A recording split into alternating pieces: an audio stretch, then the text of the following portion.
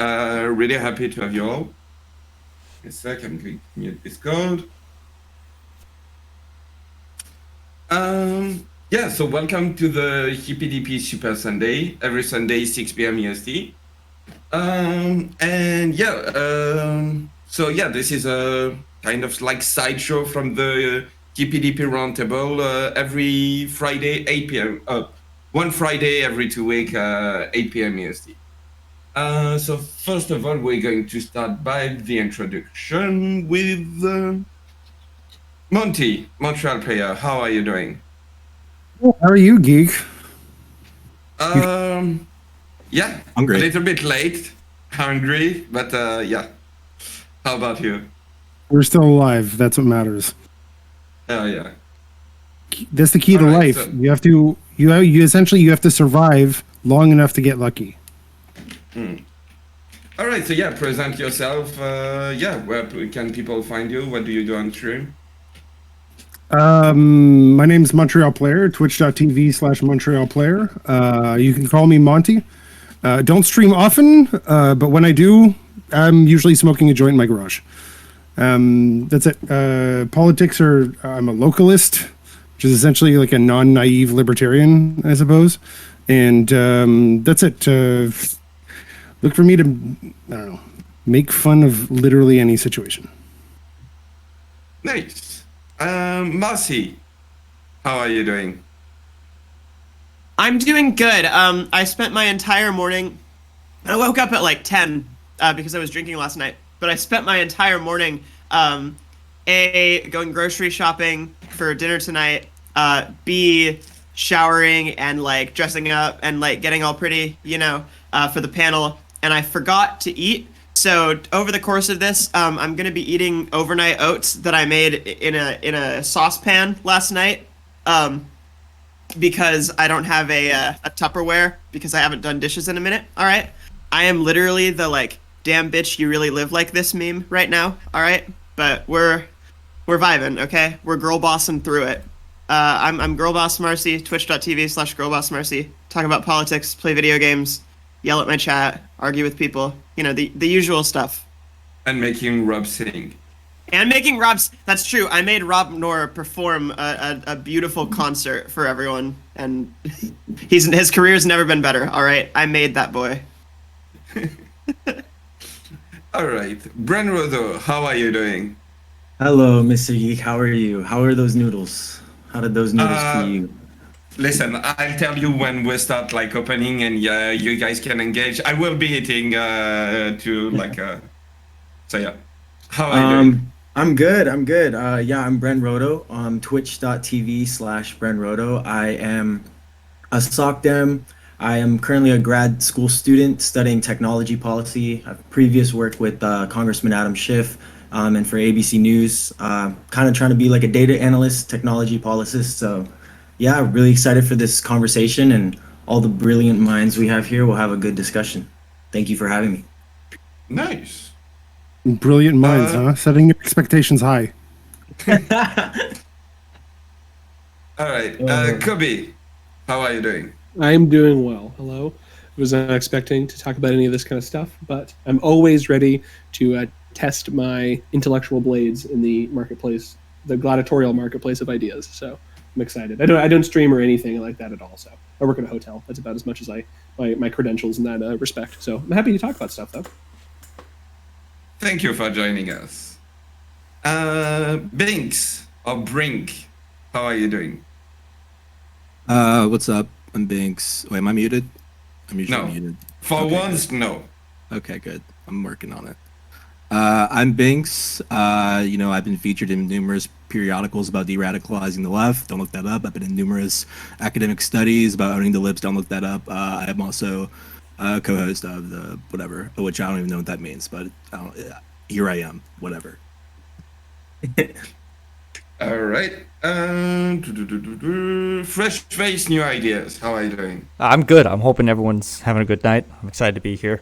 My name is David. I'm known as Fresh Faces New Ideas. You can follow me on Twitch at twitch.tv/Fresh Faces New Ideas. It's the same thing for YouTube. And then at Twitter, it's at Faces Ideas. And I'm also the co-host weekly of the Center Left Radio podcast. I am I'm a Bernie Bro Suck Them, and I'm ready to go. Nice. North Countryman. Hi, I'm North Countryman. I'm just some guy that some debate bro found in the comment section of the Discord, and they turned me into Danabo, the panelist homeless shelter, and they put me on here, and they haven't turned me away yet. A month later, some people apparently like hearing political economy 101 from a guy who spent way too long studying this shit. So, yeah, that's who I am. Happy to have you on board once more. And last but not least, Hardwood and Sock. How are you doing? Good, man. So you put all that effort into the puree, the garlic puree thing, and you're not using it with the noodles, or is that tonight? No. I'm already, I put a part, I mixed a part with anchovies and olives to do some kind of to make garlic pasta, basically. And the rest is literally in the sauce. So I'm using everything tonight. I'm like, dude, you put all that effort in, you're not even fucking using it tonight? All right. I'm Hardwood and Sock. You can find me at twitch.tv/Hardwood and Sock. You can just call me Sock for short because it's a long name. I am a moderate conservative. I appreciate you having me on, and I look forward to having good conversations with everybody. All right.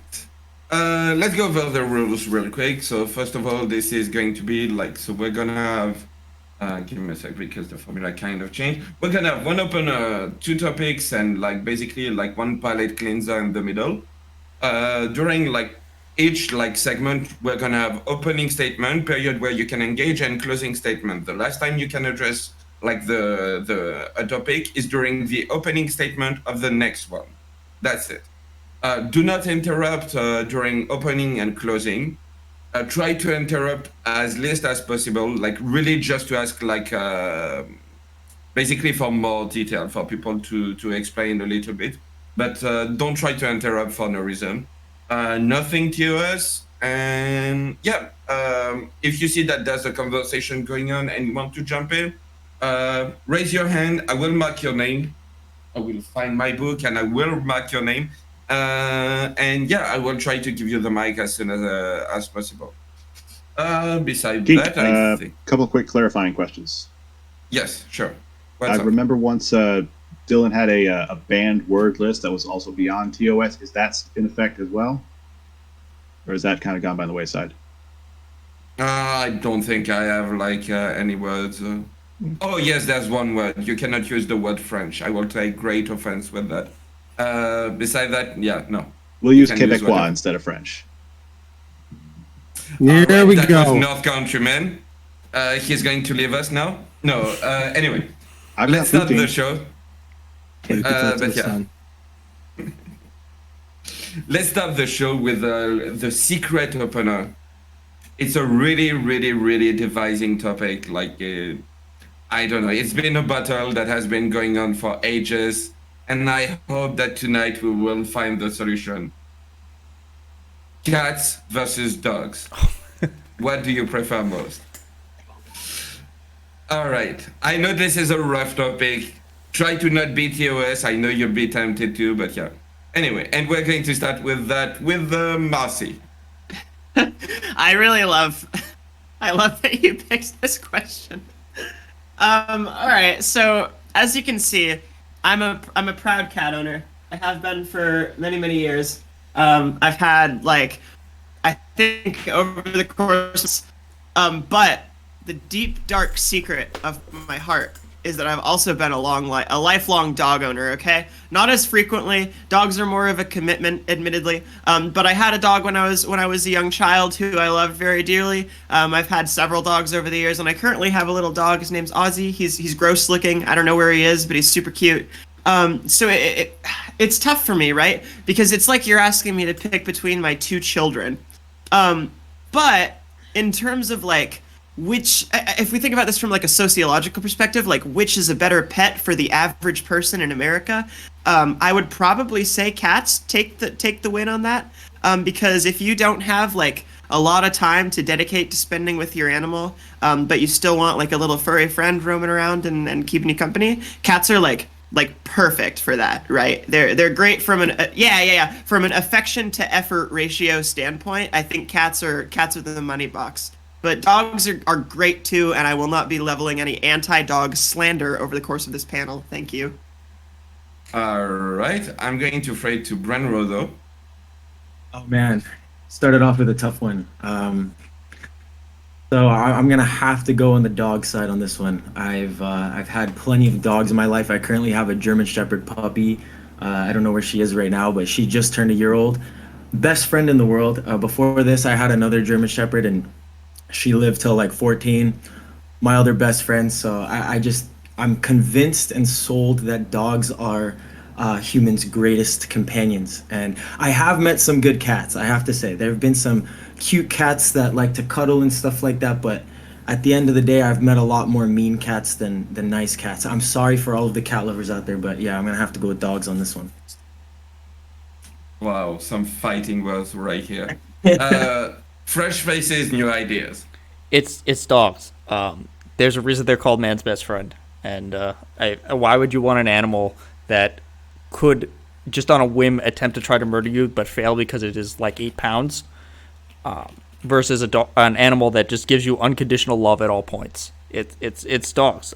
Cats think they're much more dangerous than they are, and they despise you. They just need you to open the jars because even the ones with thumbs haven't figured out how to do it yet. Wow. Montreal player. Been a cat owner for I don't know, somewhere over 15 years. Great cat, friend to the family. My girls grew up with it. Caught a lot of mice. Kept you company on a lot of lonely times. Basically when you're sick and no one else wants to visit you, the cat will come up and sit on your chest and keep you company. I love that cat. Unfortunately, my daughter and I are allergic, so we had to yeet it. Anyways, by yeet it, I mean go send it on a farm living with my dad. So don't worry, it's not dead. Although, might have been fun. Who knows? Anyways, as far as dogs go, I mean, clearly more maintenance. You got to train the thing unless you get it pre-trained or something, and that's it. So really, it's your lifestyle. Do you need to just catch small animals and mice? Don't have a lot of field to go in, and you don't have a lot of time because you're out at work or something. You got to go with the cat. You got time. You got time. You have patience. You don't have a lot of obligations. Got a large land. Got to defend stuff. It's got to be the dog. It's really up to you. They're all great animals. All right. I'm going to throw it to Binks. All right. Well, this is actually a good question because, look, we all know that dogs are Republicans and cats are Democrats. And so this question has already exposed how many fake lefties and fake righties there are in this stream right now. Literally all of you are hypocrites. Okay. That said, I do like dogs. I know, and I'm supposed to go with dogs, but I do kind of like cats too. I know the critique that people have of cats, like, oh, well, they just do their own thing. You can't pet them. I think that's bullshit. If you can't handle a cat, you can't handle a person. That's usually how it goes. And I will fucking all right, look, I have a fucking cat on my t-shirt. I've heard Kimura Kami talking to a cat. So that's pretty embarrassing, but I guess I have to say it in the context of this conversation. Wow. Disappointed in you, Binks. I know. North Countryman. So I mean, if dogs are man's best friends, that makes them misogynistic, and that immediately moves them out of the conversation, I guess. I was watching Star Trek: Next Generation because it's a great show, and Captain Picard is amazing.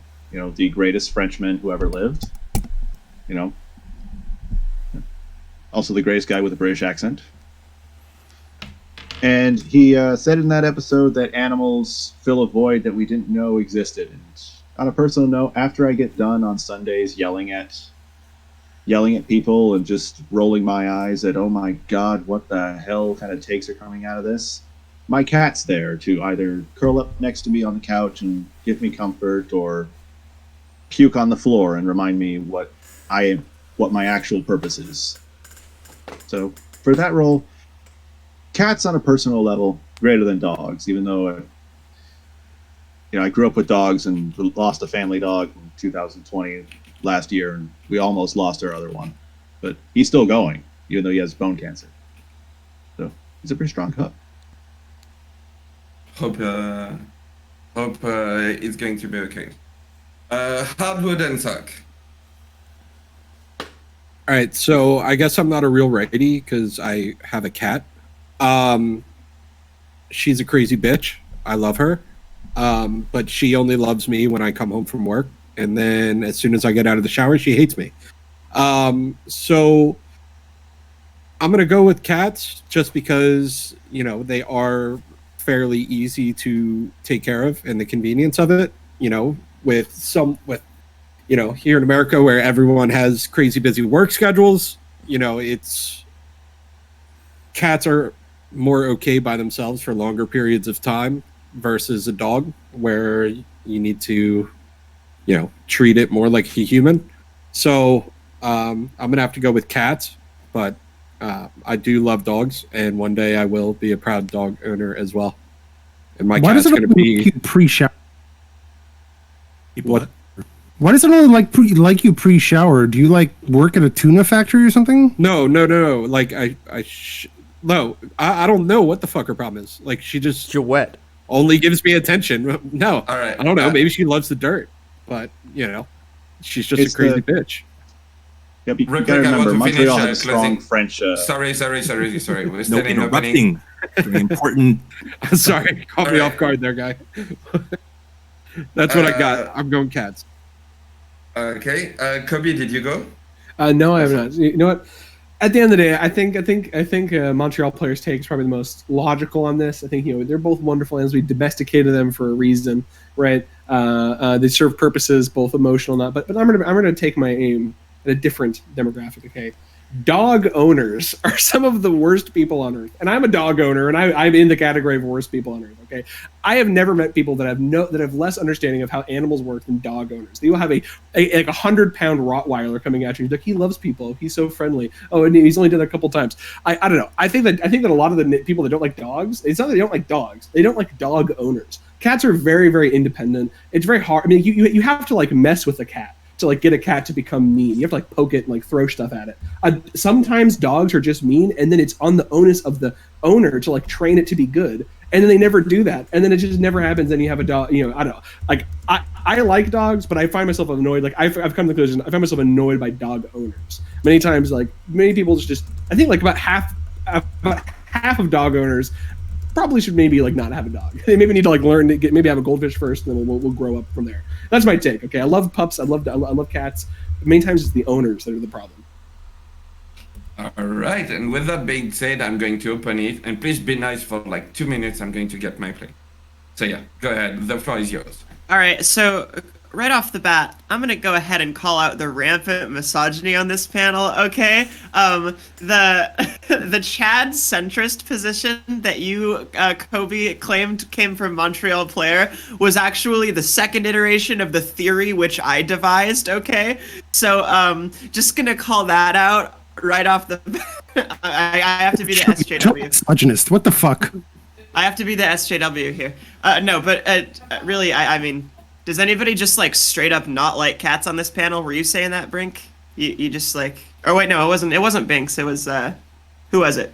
Someone was just they'll bite you, they'll get you, they want to eat you, but they can't because they're 8 pounds. Me. No, that was me. That was your Fresh Faces New Idea. Yeah, no, All right, my this is girlfriend's cat will just anti-cat attack her, like all the time. And every interaction I've had with a cat, it will attempt to attack me just right off the bat. I feel like what you're saying literally is anti-cat Have you stopped and think that it's, maybe that's a you thing? No, I don't think it's a Senses me thing because other animals love me. Yeah. Um, I don't know. I mean, I'm listening to you, and I'm I really want to attack you verbally, Oh, come and on. I think the rest of the panel would agree. Oh my god. So I don't want to attack him. I just want to listen. I just want to challenge his. I just want to challenge his Here's what you need to do. anti-cat. You need to give Hard Wooden Sock a real good rub right after he comes home from work. Get him all over your body, and your cat apparently will love you. No, Bonnie, no, please don't ever use the word "cum." Let's be real. All right, Let's good. quantify what we're talking about. Okay, what is I a don't know what this cat? is turning into. What's a cat attack? It comes at you. Most of the claws are probably absorbed by genes. Okay, what's a dog attack? Yeah. Well, we can't even show it on Twitch. Okay? Well, see, that's what I wanted to say, Kobe. Is that like this anti-cat propaganda from Fresh Faces New Ideas over here? If a cat bites you, it's like, "Ow, fucker, stop!" Like that hurt, but like, and it claws you. Maybe I mean, like, there's like a very small chance you might get like cat scratched fever or whatever, and even then you're just like in the hospital for a minute at worst. Like that's not something that kills people, you know. But like a fucking dog attack, if you have like kids in the family and you've got But that a also big depends dog on the and that size kid, of the like, dog. that kid like Yeah, but and if the that kid owner like too. if that kid pulls on its ear in like a way that it fucking hates, all right, all it takes is one jaw snap and you don't have a kid anymore, and then you don't have a dog anymore because of the laws we have. And I hate those laws. I think those laws are super fucking cringe, all right? But that's what I'm saying, all right? A lot of potential heartbreak on the line when you have a dog. That's why there's no fucking sentimental cat movies about cats that you gotta like put down with the rifle after they get rabies, all right? Dogs are, like, it's a lot more emotional investment. Oh my gosh. I'm Pet sorry. Cemetery. Who among us didn't cry at the movie? What was it? Long Journey Home. Can't remember the movie. Two dogs and the cat. Didn't see Well, it. yeah, but the cat doesn't go feral. no idea. The cat doesn't go feral. It just comes home after a long trip. That's the end of that movie. Everyone Oh, comes okay. home. I mean, I'm kind of. Yeah, I'd love to see the movie with the cat that's like foaming at the mouth. That's like fucking. Well, no, Pet Cemetery, right? There's like the undead cat in Pet Cemetery. Okay, yeah, So but even then, it's not the cat. It's ancient dark spirits. So truly, cats again are being used and are being slandered. in yeah, this- they have in many they ways. have a reputation that precedes them. But like, there's no reason for them to have that reputation. They're sweet little babies most of the time. I mean, my cats are like the squishiest little Lobby. angels on earth. I'm gonna back up Fresh Faces New Ideas real quick. Like, aside from when I first get home or when I'm taking a shit, my cat attacks me randomly all the time. She just literally hides around fucking corners, and like I take one step and she fucking sneak attacks me. Yeah, cats are literally Okay. assholes. Oh It's no! the thing- it's like, the thing- oh wait, my wait, God, wait, hit you So with his paw. wait. Do you mean that your animal is playing? Yeah, Oh, my shit. animal, my animal Holy engages shit. with It's me. playful, but you know what I mean? It's still just like, what the fuck? Like, I just walked around a corner. Like, I'm not playing with you, and you're like Listen. trying to like claw up my leg. Do you know what happens? Do you know what my dog does when I'm not paying attention Cat to him? parent. When I'm not paying attention to my dog, he comes up to me and he looks up at me with his stupid little face and he goes and he fucking shrieks at me until I go fucking dangle a toy in front of him for 5 seconds and he gets bored and wanders off to go like shit or like waddle around and fucking lay down in his own filth or whatever. He's a sweet boy and I love him very, very much, but holy shit, my cat would never engage in this type of toxic behavior. Okay, so like the worst thing that my cat has ever, I was like the worst thing my cat's ever done to me is like one time I had to like I have like a coffee table and he got under the coffee table and I needed to get him out because we had to like go out of my apartment because they were like fumigating my apartment and he did not want to get out of there and he clawed the fuck out of me. But that was all that he did. One time my dog had a tick and I was trying to pick him up and he didn't want me to touch me and I had like it didn't fuck my arm up. Like I was bruised. Like a dog attack and a cat attack. I just don't. They're completely. But that's partly because of incomparable. the dogs are much bigger. I agree. I mean, if you're arguing, like if you had a German Shepherd-sized cat, you know how much damage that thing would do. Yeah, exactly. Yeah, I agree. I That's agree why there. I have tigers. I agree there. But we exactly we have to factor in the equation here, right? Cats don't get that big. The biggest cat's like a Maine Coon, and Maine Coons are a peaceful people, right? There are many dogs that are massive, that are crazy, right? And even the small ones, corgis are overrepresented in dog homicides. Okay, people don't know this. All right, I watched a documentary one time about pit bulls. Corgis, the silent killers. Okay, you think they're cute? No. Okay, they're a war dog. Okay, in ancient, this is actually 100% true though. In ancient Welsh folklore, fairies ride corgis. Yeah. It's a war beast. I was talking a lot of shit on my dog, so I had to go get him, but now I want him gone because he ate his own shit this morning. Never happened with Okay, me. I'll be honest. Never I happened. like made up the dogs are conservative, cats are they're both on the fly, but like everything you guys did, I've literally just like confirmed at that fucking statement. I totally believe it now. Like just think about like the whole poop, right? Which is like government access basically. What do dogs do? They go into the woods. They go wherever, and through discipline, they can go. They find a spot. Like the service of community or whatever. What do cats have? They have a neoliberal wage cage poop box that's automated, that's fully automated, that goes like fucking has a button if it's an expensive one that does everything automatically. Okay, this is fucking Perfect. No, completely untrue. Technology aware. Binks. Technological innovation. Liberals use toilets, conservatives shit in the woods and don't wipe. It's not Exactly. the you're looking No, for. listen. Exactly. No, this is a slander. That's Okay? the We're going to be talking about the courage of a dog versus courage of a cat. I would say that maybe 1 out of every 10 dogs has some level of free roam ability, and almost 100% of those are the Great Pyrenees and shepherd dogs on farms. 9 out of 10 dogs, they live in this neoliberal cage. They get put on a leash like a slave, and they go walk around, and oh yeah, you took me to the same They hate park. it though. They hate it. Like, hold on, you know what cats this do? dog Cats is a do- massive pussy. I don't know. Like, I think it's something like 7 out of 10 cats. I'm making this all up, but I did my own studies, so I'm not really. But 7 out of 10 cats are free-ranged cats. They go out, they have lives, they have adventures, they have routines. They come back when it's their time. And cats that are outside cats, they die all the time. And you know what that is? That's a free market of life. Okay, people can succeed, they can fail. Sometimes a cat's going to get hit by a car. Sometimes a cat's going to take on a gang of raccoons and die. Maybe your cat's going to become an old Now, cat, my like a cat ranger. cat, I sent it to my dad's place. He lets it out. It was always an indoor cat. It's got no claws, right? Okay, and I swear to God, I sent it up to my dad's, but I'm still allergic to the thing. So every time I visit him, I got to load up on Reactin and stuff. And I swear to God, this cat goes outside. It deals with foxes, wild turkeys. I don't know what else is out there because they're out in the woods and still fucking survives. Every day I go there, I'm like, please get jacked by an animal, please, because I can't stand it when I come up here. Okay, it does hell to my sinuses. But no, cat's still alive. Like, I love it, right? But it's time to go. It's time to go. Are any of you animal owners like the kind of people that they refer to your pets as children, as your children, and then you try to relate to like human parents? I'll bite the. And you're like, I know what it's like to worry about children. Why? Oh, I have a pet. Okay. Fuck you. I'll bite the bullet. I'll bite the bullet that I do talk about my dog and cats like they're my children, but no, I don't. I'm not a weirdo. I don't try to relate to human parents about it. But yeah, they're my kids. All right. Also, low key, like, it's a rite of passage for lesbians to at some point own a cat and treat it like a human baby. Okay, it's a rite of passage. So let me have that, Montreal player. Okay, I think it's still obnoxious. It's still Real obnoxious. quick- Sorry. Real quick, I'm I a want to bigot throw it to that way. Bran. I want to throw it to Bran, Kobe, and after that we'll do closing statement. This was just an opener, you know, to get everyone in the mood for debate. I got my thing. This is a good format, geek. I like this. All right, Bran Rodo. I already said dogs. No. I know, but like you raise your hand. I thought you wanted to talk. Okay, I was just gonna say about the cats being for the left and the dogs being for the right. I mean, those are some good points, but I think it's kind of opposite. But yeah, no, it's a good conversation. I think this is a perfect opener. I don't know, Brent. Maybe you should get off the pure shack train and get on the Ted Cruz train. I don't know. Maybe you can make something this whole time. All right, your heart's speaking for you. All right. Okay, hold on. There's like a grumble in the cat says like, have you ever seen a search and rescue cat? I have a question. When was the last time you saw a mouse? Okay, we've kind of conquered that as like in most places. Okay, yeah, okay, come on. Ridiculousness. The next one is a bubonic plague. Well, search and rescue dog. Yeah, it's called a bubonic plague hunting cat. Okay, the true heroes. Yeah, I watched Five Old Ghosts. All right. They're not here anymore. They migrated.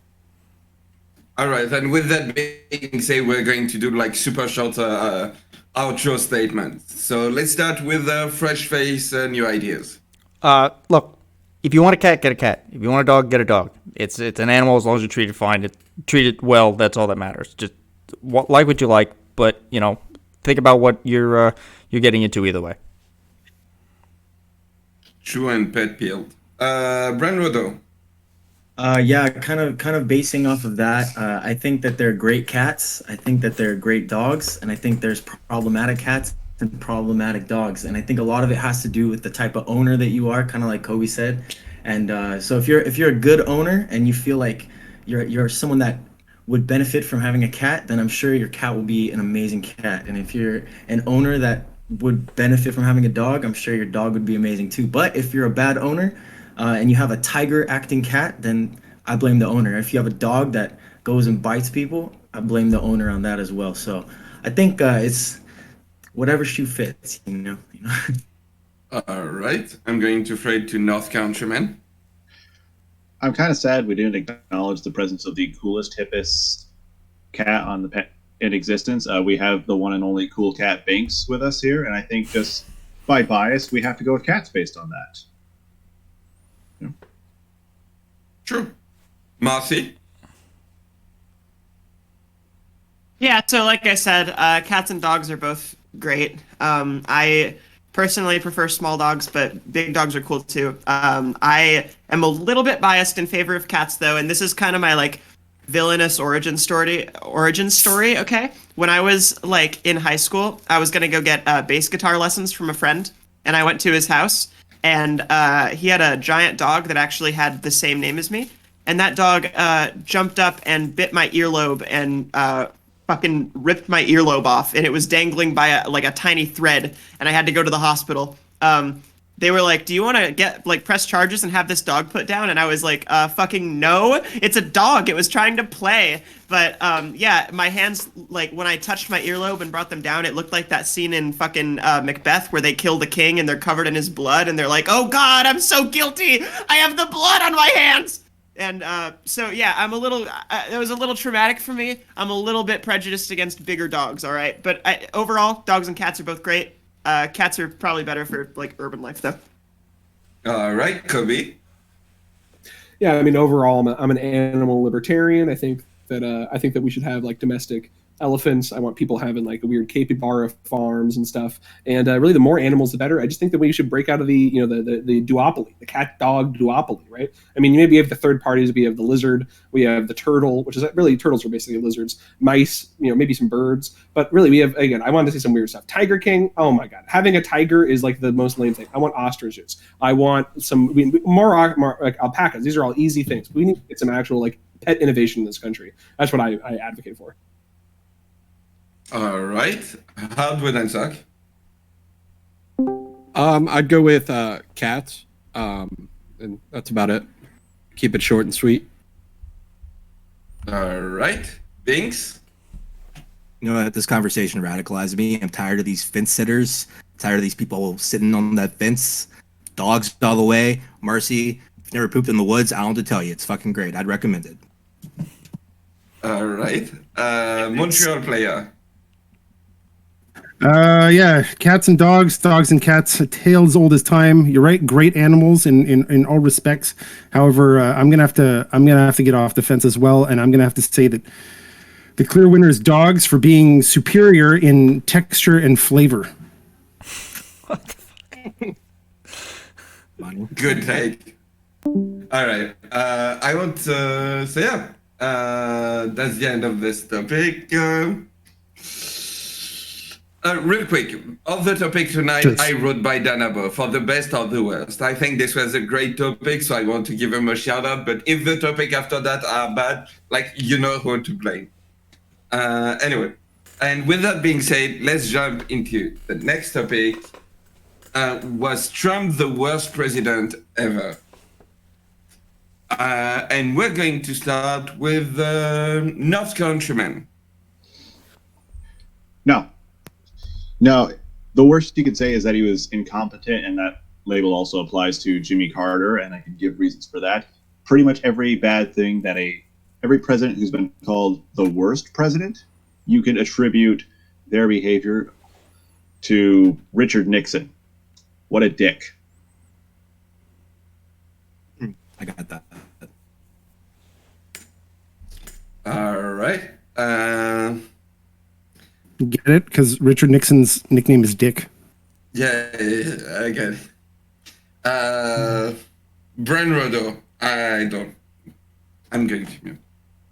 Okay, yeah. So I'm gonna be completely honest. I think in the first couple years of Trump's presidency, I did not like him, but I did not think that he was the worst president ever. But I think that the way he acted with the election results, which caused the January 6th insurrection, that changed my mind personally. And I think that the polarization that caused in this country and kind of this cult-like following that he has that kind of believes whatever he says as truth, even when it's not true, and questioning American democracy in the way of the election. I think that was so damaging to this country going forward. And I think you can attribute it some Warren G. Harding or Andrew Jackson level mistakes. And I think with Trump, that alone, I mean, there's a lot of things I disagree with. I disagree with the tax bill he put through. I disagree with how he handled the pandemic, but I don't think that those things attribute him to being the worst. I think what attributes him to being the worst is the stain that he left on this country and its democracy. So I would say yes now. All right, I'm going to fade to Binks. Yeah, I mean, I suspect that during this conversation, I think even by progressive standards, most people would not say Trump was the worst president in the history of the United States. Like, obviously Andrew Jackson, right? Like ethnic genocide, but whatever. So even by those standards, I think that should be off the table. The poll we were given said that there was a poll released by Harvard that said that 18 and 29-year-olds find Trump to be one of the worst presidents, that he's going to go down bad in history. 18 and 29-year-olds are disproportionately progressive. Doesn't really surprise me. So on the Republican side, I think we have this weird, right now we're in this very weird climate with Trump in sort of this post-January 6th era, I think, where we all kind of have this "he who not shall be named" vibe going on with Trump. I think we're kind of coming to the tail end of that arc. So I don't really know where we're going to be with Trump or where Trump's going to fit in with the Republican Party. I think the Republican Party is still figuring that out. I think conservatives are still figuring that out. Most Republican politicians kind of want to backtrack from Trump to a large degree, while there's a lot of constituents who are still super pro-Trump. I mean, when I drove home, there was a guy with a pickup truck with a "fuck Biden" flag, like driving home with like the Trump insignia. So yeah, that's a thing apparently. So yeah, I don't know. I think 4 years is a long time. I don't know what the legacy of Trump's going to be. That depends, I think, on if he's running in 2024, and where the Republican Party kind of gets sorted as a result of all of this. You're muted, Gate. Thank you. I'm going to fade to Hardwood and Sark. All right, so I don't think Trump was the worst president in America's history. North Countryman brought up Jimmy Carter. Obviously, he had some disastrous things happen during his administration. You can also point to someone like James Buchanan, right? The president leading up to the Civil War, where arguably our country was more divided than it currently is, right? The divide that Bren brought up, right, started during the final years of the Obama administration. Now, did Trump actually make it better? No, he didn't make it better. He probably furthered the divide, but I don't think that he is the cause of it. Nor do I think Obama's the cause of it. But the time period lines up when Obama was president. I think that Trump's rhetoric makes a lot of people believe that he is the worst president. And also a bunch of the news stories that have come out, that some of them have actually turned out to be false, has also cast shade on Trump's presidency. So I'm going to take that point. Was he the best? Nope. Was he the worst? Nope. That's kind of all I got. All right, I'm going to fade to Marcy. So I think when we have conversations about like the worst president, there's a couple things, right? First of all, more like Drumpf, am I right? Orange man bad. All right, so jot that down, right? But secondly, okay, so I would say any president prior to the Southern strategy, when we talk about there's a lot of arbitrary points in time. It's relevant to bring up their failures, but it almost feels a little bit like cheating. It almost feels like, oh yeah, well when standards were so much fucking lower for elected officials. Like, this person was the worst, and that's true. You know, we talk about your Andrew Jacksons, your Warren G. Hardings, your James Buchanans, and there's different metrics that we can use to determine like how bad each of those were. You know, Warren G. Harding had like that horrible scandal and just like a presidency that was plagued with corruption, and James Buchanan's actions led to like the most divided our country has ever been, literally. And like Andrew Jackson did a little bit of a genocide, oopsie. So I mean that's pretty horrible, you know. But to my knowledge, aside from James Buchanan, of course, Trump is the first president to like actively incite his base to be anti-democracy, which like to me is unique to him, right?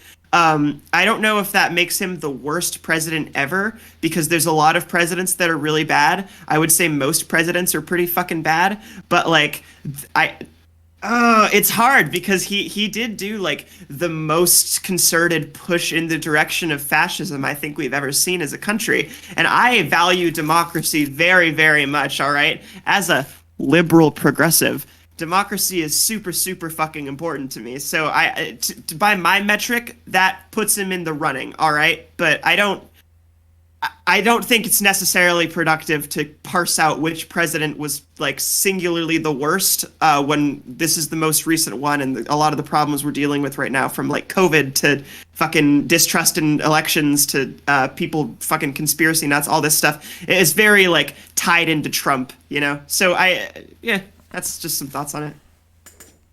All right, I'm going to throw it to Montreal player. You know, when Trump was elected, I had trouble sleeping that night. Whatever, it's fine. It was just like a weird thing to happen. Not that I'm.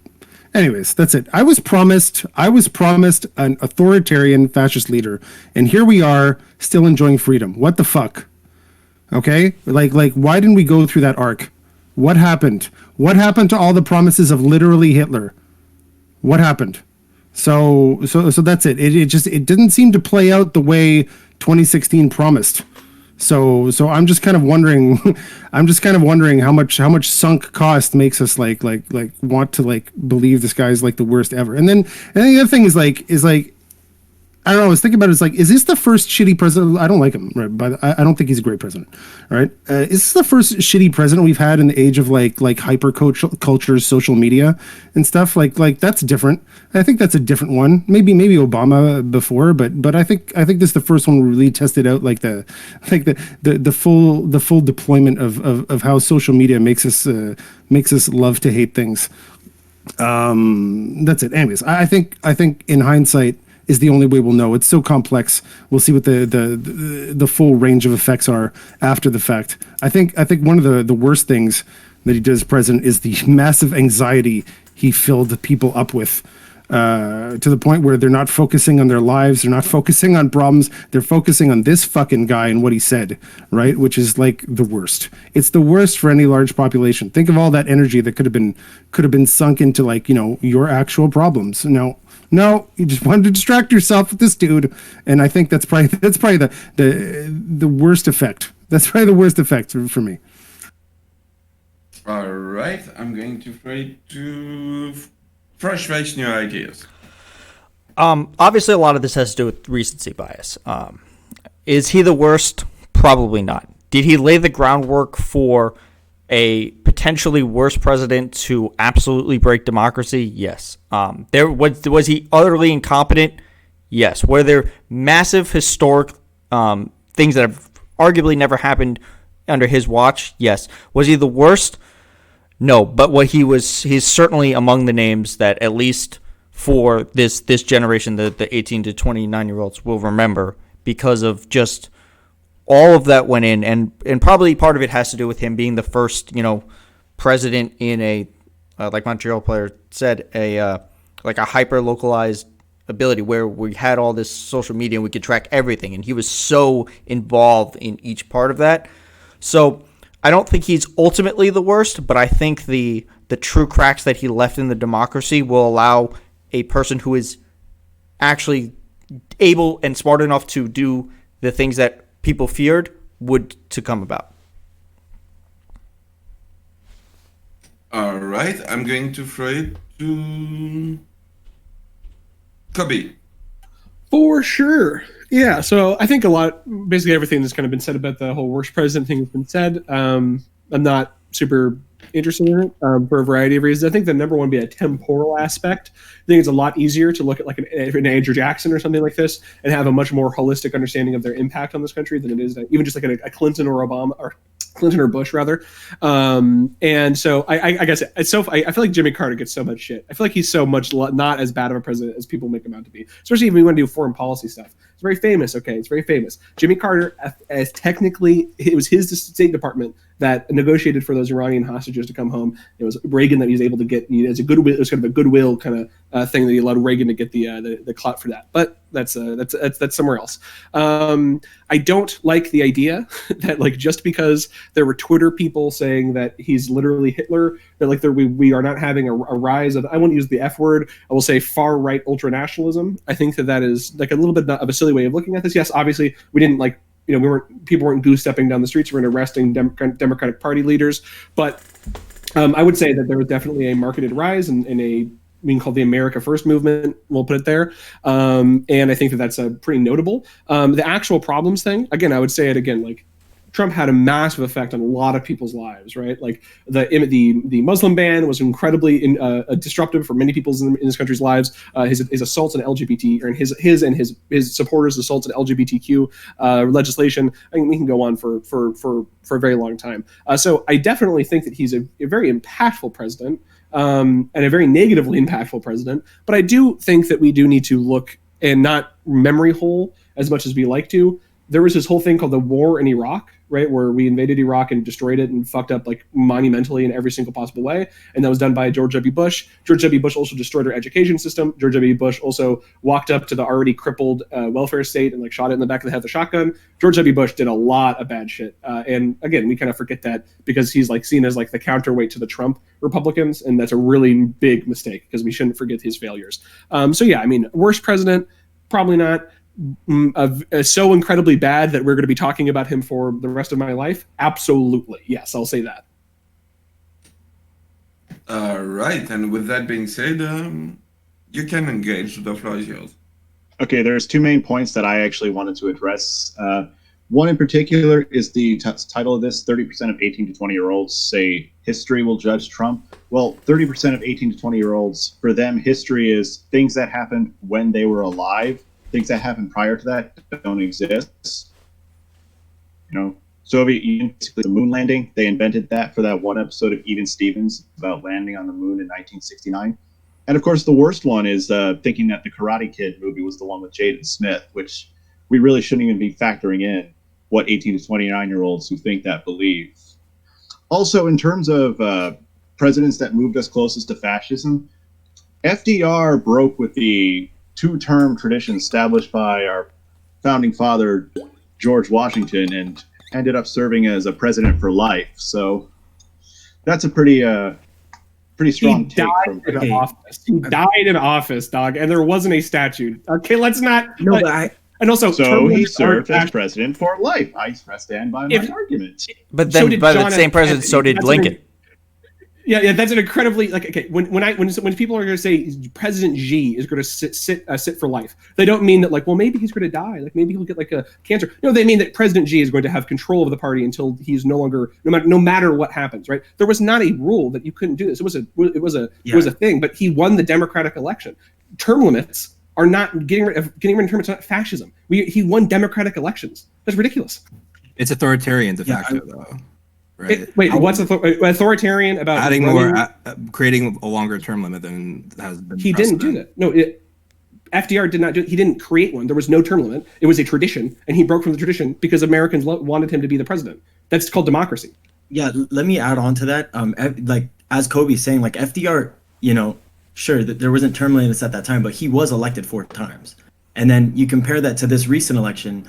Trump lost the election, and now you have half of the country that literally thinks the election is fraud. Have you heard his speech? Like, it's like the most intense, like, authoritarian shit you've ever seen in your life when he like was. Wait, what is? Wait, yeah, okay, no, but God, he was in the middle of a world war. Okay, dog. All right. Talking about to say it's fucking like it's not. Wait, hold on. Wait, stop. Wait, no. Brink, no, Brink. Can you please get just one quote from this speech that you would think is like anything comparable to like Republican Party?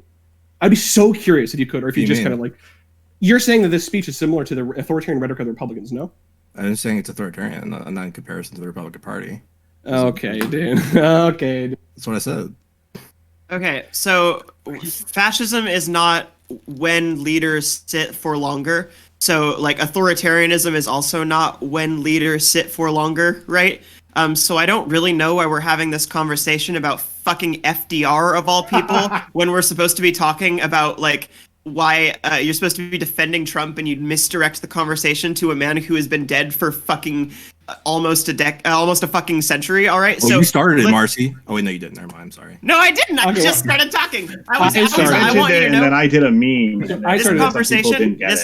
This conversation would be like in a completely different place had I not had a fucking mouthful of oats at the start of this. All right, so let's put that on the table. When was the last time?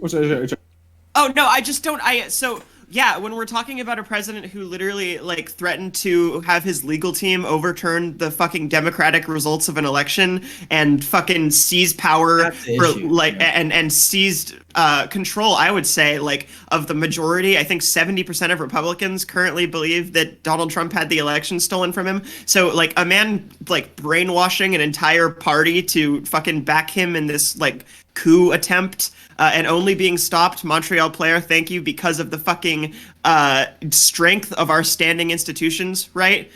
Testament to the backbone of our liberal democracy, right? Yeah, I think that's a little bit more authoritarian than getting democratically elected for a third time and then dying. Yeah. Yeah, and also I'll bite that bullet. I'll bite that bullet. Cool. We saw the institutions almost buckle. Like, we watched him almost break the Justice Department, especially with Bill Barr. Like, right off the bat when he chose Bill Barr, people who were aware of it were like, he's going to cover up a fuck ton of shit. And that's immediately what happened. And then we're... only fucking reason that it didn't go completely south and we didn't get the, like, literally Hitler fear-mongering thing is because of, like, the people who happened to be in charge, right? If we had a different makeup of people who may have been more sympathetic to Trump, then yeah, we would be living in Trump land now. Change of America to Trump land. And this is why I said it's the next one that's going to be the problem. Because, like Marcy said, the people in charge are going to change. We're already seeing it now, especially in Georgia, where you look at their ability to just fire everybody on the election committee and replace them with whoever they want. So this idea that if you're in charge and you don't like the results, that he is fostered. First, like in 2016, he said 3 million illegals voted, and he put Chris Kobach in charge of the that committee, and they found nothing. And then he had all of this during the 2020 election, and they still have no proof. And now they're running these ballots in Arizona, and they're going to attempt to run them in Michigan and in Georgia. But the real threat is going to be who's going to have power in 22, and how are they going to impact things in 24? Because if we end up in a situation where the Republicans have the House, and whoever their nominee loses to whoever the Democratic nominee is, and we end up with them overturning the election based on nothing, well, then we know that the Trump legacy has decided that America doesn't exist anymore as a democracy. Could you imagine what the fucking Trump presidency would have been like if Trump had been like not just like a bumblefuck egoist, but like an actual smart, principled fascist? Like, holy shit, we would be in a completely different landscape. I just ask a question. So Tom Cotton? When was Tom Cotton? Speculation. When was the last time that a sitting president did, like as was said, like when was the last comparable time to January 6th? Go ahead, North. I want to try to freshen after that now. Well, no, I was whatever I was raising my hand to get on the he list. can go to North. Okay. Okay. No one knows. I mean, I don't know either. It seems like this is relatively unprecedented. I don't know. I'm just saying. Civil War. Just kidding. That's very true. Very true. Over 100 years ago. Very true. I think it's Fresh Face's turn, right? I lost my train of thought. I'm sorry. The beer hall putsch. Yeah. Comparing it to the beer hall putsch is a bit sick. I know. Half of the jerk. Yeah. Someone in my chat was shit posting. Okay, North. Is it me now? Yeah. Yeah. So, shady political activity. Richard Nixon. His operatives broke into the Watergate Hotel to spy on Democrats.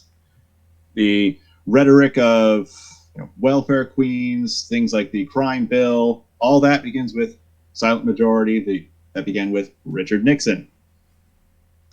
The poor economic performances of Jimmy Carter, we can trace that to the Nixon shock. In the modern era, all of the bad activities that we can attribute to presidents, we can trace them to Richard Nixon. That's just, when I was preparing for this, I was trying to find a top 3, and everything I found was just, nope, I can blame this on Richard Nixon. I can trace this to Richard Nixon. Closest I got was Lyndon Johnson for his behavior, but he wins a lot of that back he gets a lot of good points back for Civil Rights Act. So everything we're saying really here, are understand that. Deflecting the non-Trump presidents. Well, the question was, who was the worst president ever? And I'm arguing Richard Nixon. Every activity of the worst. This is my last bit. Every activity that you attribute to a worst president, Richard Nixon did it first in the modern era. All right. I want to throw it to Brian. Yeah, so adding on to that, like, you do make a point. Like, I'm going to acknowledge a point that, yes, Richard Nixon is the cause of a lot of stuff that we're still dealing with today. 100% multi-generational trauma that he's caused. But I think the topic that we were discussing was fascism. Like, when have we been that close to fascism? I think going back to the whole conversation with FDR, you can make that argument FDR was elected. In this Trump era, even with Richard Nixon, or even Ronald Reagan, whoever was, president at the time, you didn't have half the country thinking that the election, the American democracy, was not legit. Right now, you have people quite literally still months and months after the election trying to overturn it because they think that it's false and it's not. That distrust in the system alone was what made me say, okay, this is why I put Trump in one of the worst presidents, because there's been really shitty presidents, 100%. There hasn't been a very great president, right, in a very long time, right? So there's big issues with all of it, but they never caused this distrust in the system like Trump did, in my opinion. That's the point I was trying to make. Wait, hold on. Are we debating who was the worst president, or if Trump is a bad president? I'm a little confused.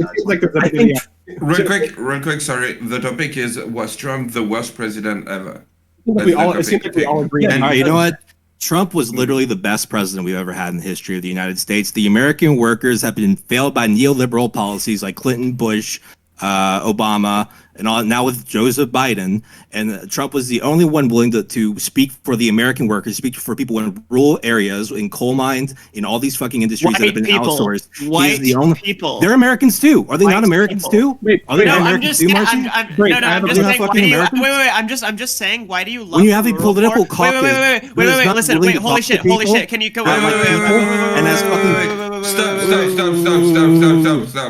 Stop. Okay, one rule that I forgot to precise. When I'm jumping in, it's to moderate. It's not to chime in on everything. So please, when I'm talking, no one else talk. So with that being said, I want to let Brinks finish his point, and after that, I want to go back to the list, which is Hardwood, Kobe, French, Montreal, and Marcy. My name is Binks. Okay. Fuck, I lost my train. Yeah.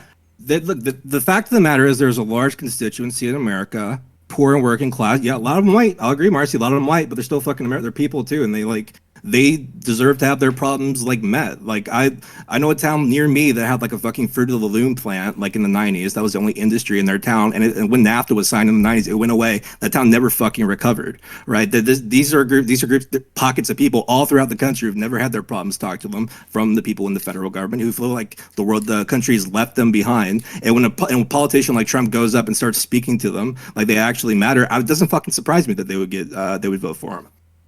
Doesn't surprise me. All right, I want to throw it to Hardwood. All right, so, the narrative is that 50% of America thinks that the election is stolen. And, my argument against that is, well, let them have their checks, right? Let them look at the votes in Arizona.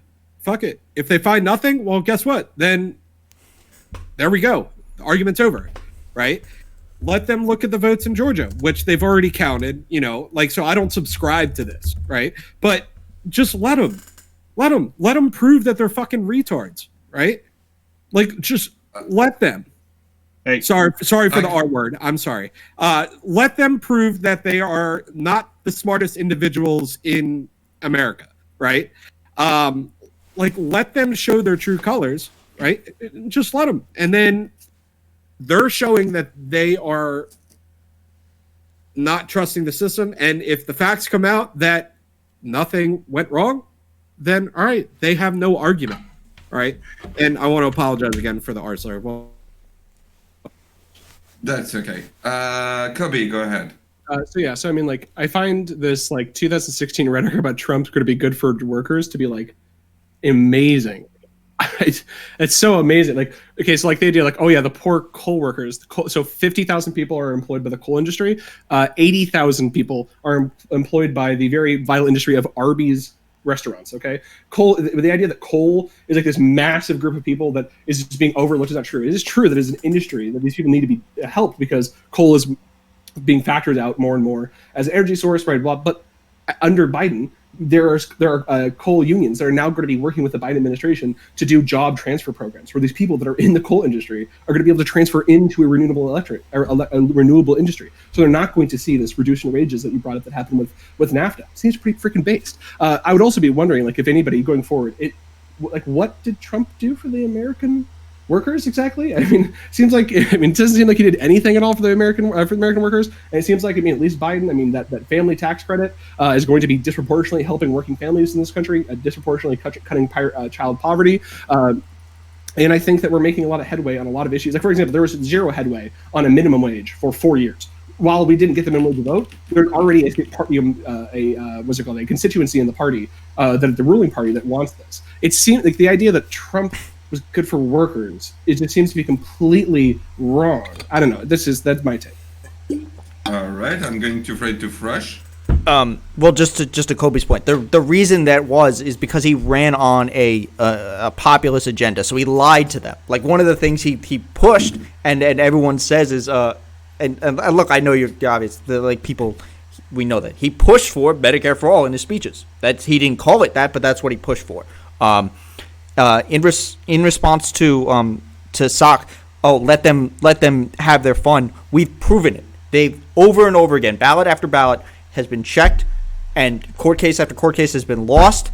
It is indisputable that they should believe these things, but they believe them anyway. And then what happens when you say, let them just have their fun, is we end up with groups like Cyber Ninja in charge of this audit, and it is a clusterfuck. It is like they're just bouncing around in the dark, just praying for something. And then the problem with this comes is when we have legislators who are indebted to these people because they live in these areas where it's gerrymandered. So they're like the farthest right or the farthest left in each area wins that case.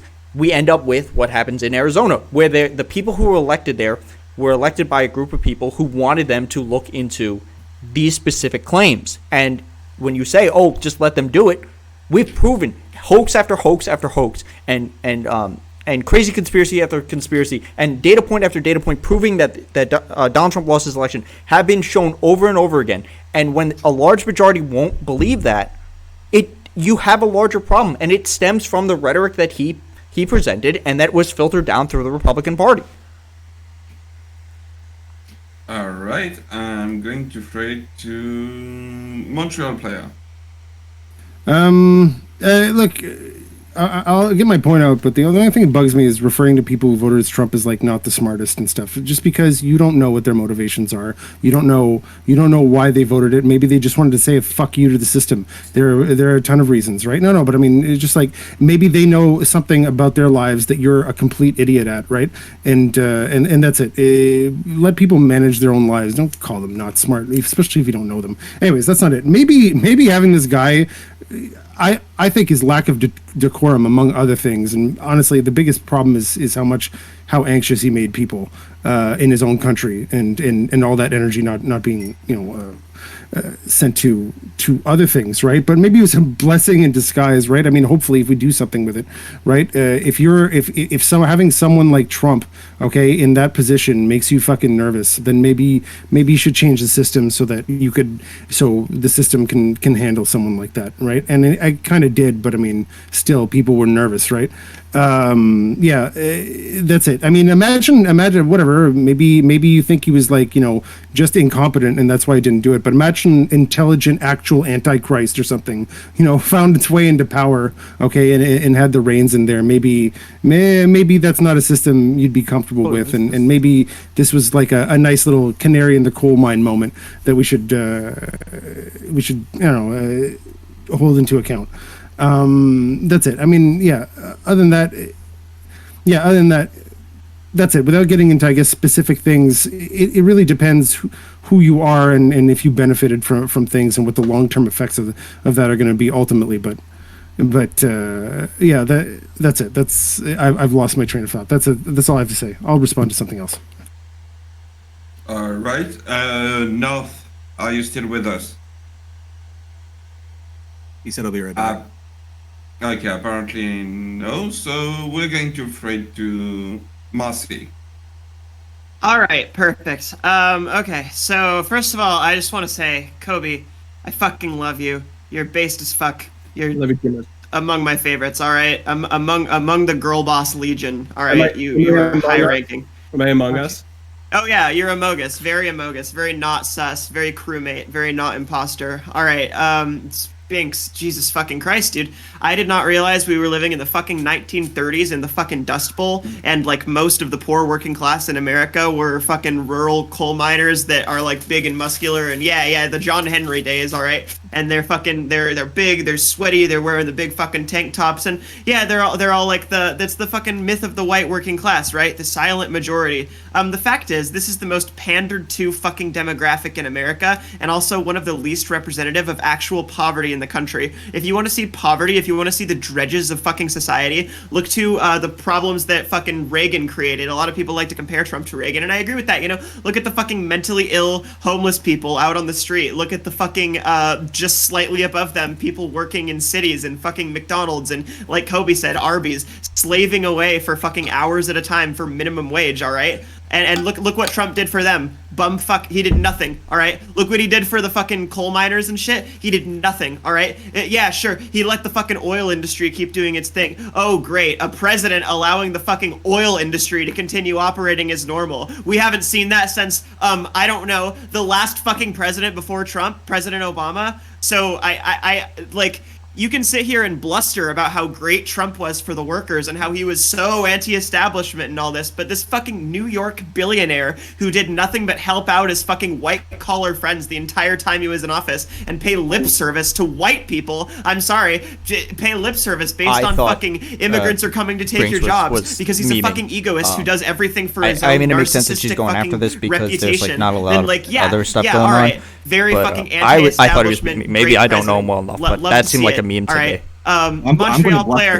Montreal player. I want to respond to you really quick too. I also think it's pretty bad to imply that like Trump supporters and poor people or whatever are like stupid. I don't think we should be that essentialist. They were tricked. They were fucking fooled by a propaganda machine. The Republican Party is smarter than any individual citizen because it's made up of fucking ghouls who are paid to fucking come up with ideas like this to sell horse shit to poor people to keep them from thinking about the reasons that they're fucking poor. All right, so that like they're not stupid. They were tricked and failed by their education system. All right. Marcy, it is fucking wild. It is fucking wild for a leftist to be talking about the mythical white fucking working class. Maybe in your metropolitan area, like you don't know they exist, but like I live in fucking rural Idaho, homie. Don't. Okay, then you should fucking know. Do you know truckers? Do you know fucking oil work? Okay, what? Dude, my dad is literally. My dad is literally a trucker, and he works. Okay, wait, listen. The trucker that I know works for fucking Walmart of all things. Fucking Walmart, dude. Do you know how many fucking people work shitty jobs for fucking Walmart? Walmart. Yeah, All right, you're tons gonna of sit them. here and tell me Trump did good things for I them didn't say and not fucking their once. bosses? I didn't say fucking once that Trump said Get anything. outta All I here. said is that they voted for Trump. Why did they vote for Trump when the fucking ideology of the working class, the left, You said, and I had been here quote, for a fucking you decade, said, and I they quote, voted- Trump is the best president we've ever had in this Right. country. That's He's true. clearly That's true. I did say that. I Oh, did say great, that. yeah, I did say totally. that. Awesome. It's not even serious. Like, why? Yeah, I thought that whole rant was a All right, meme. It's industry. Look, everything I say is 1,000,000% serious. But I just want to say, dude, like, it's baff. Like the hypocrisy you just pointed about Trump of being this millionaire who's supposed to be speaking for the white. I agree with you, but I'll call the hypocrisy out on the left of academic intellectuals and all these establishment bourgeois people like saying that the working class doesn't fucking exist. Like that's ridiculous. Okay, that is so. I work at a When you're grocery supposed to be store. fucking advocating for them in the first place. You're Like, so. it's the left's job. I'm to do sorry. that. It's the I'm fucking sorry. left's Dave. job, and they're not voting for you. But They're not that's- fucking voting. that's- Why are they not voting I- for you? Why are so they num- not voting for you? Number one, most They working class- voted for Joe Biden. They yeah, Joe working class Biden- yeah. disproportionately got the working Oh, really? class. The leftist savior, Joe Biden, all right? Yeah, yeah, the yeah, only yeah, fucking, yeah. the I'm glad you only guys got them in president, there. wait, That was wait, a tough the one, but only oof. president, the only president to introduce pro-union legislation in the past 50 years. Holy shit, yeah, Joe Biden is actually the fucking pro-worker president, all right? I know. I hate to, like, more so All than All any right, other. mask off. There's no such thing as the difference between neoliberalism and leftism. It's the same shit. I'm glad you fucking went mask off. I do not Alright, think that. that Number is one, not no, no, true. no.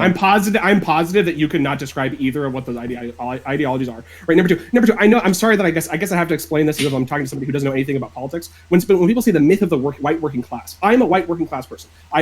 Multiple people here know I stream most nights from my work at a hotel. I work minimum wage at a hotel overnight. My mom and my sister are disabled. I'm the white working class. Okay. And what the myth of white working class is referring to is not the idea there are not white working class people. No, that is absolutely ridiculous. A significant percentage of the working class are white. It is the idea that there is this I know massive. it's the myth of a white working class. No, it doesn't. No, it doesn't. is. Because you I know literally what myth means. I verbatim know what you the said fucking the word convey, the way that the person language of is used. working class. It's just The way fucking that you said dismiss that. people. No. It's used to fucking. It's another You're ideological dismi- construct. you're used to dismissing dismiss people. You're the fucking one dismissing people. Don't fucking Okay. talk to me like I don't fucking I've care been poor. about people who are working No, low you. wage Sorry. jobs. I don't actually want to Uh, I don't want to engage with Binks anymore because I honestly just like you're just memeing. It's just like this is obviously just like a meme for you. So just like going forward, I want to talk about one thing that Joe Darn Biden is doing. The PRO Act, or what was it?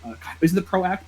Protection for organized. Yeah, it's PRO or Act. something like Yeah, that. that's PRO Act. Yeah, the PRO Act has just gotten in the Arizona Senate, I believe. It's coming through. There is a union.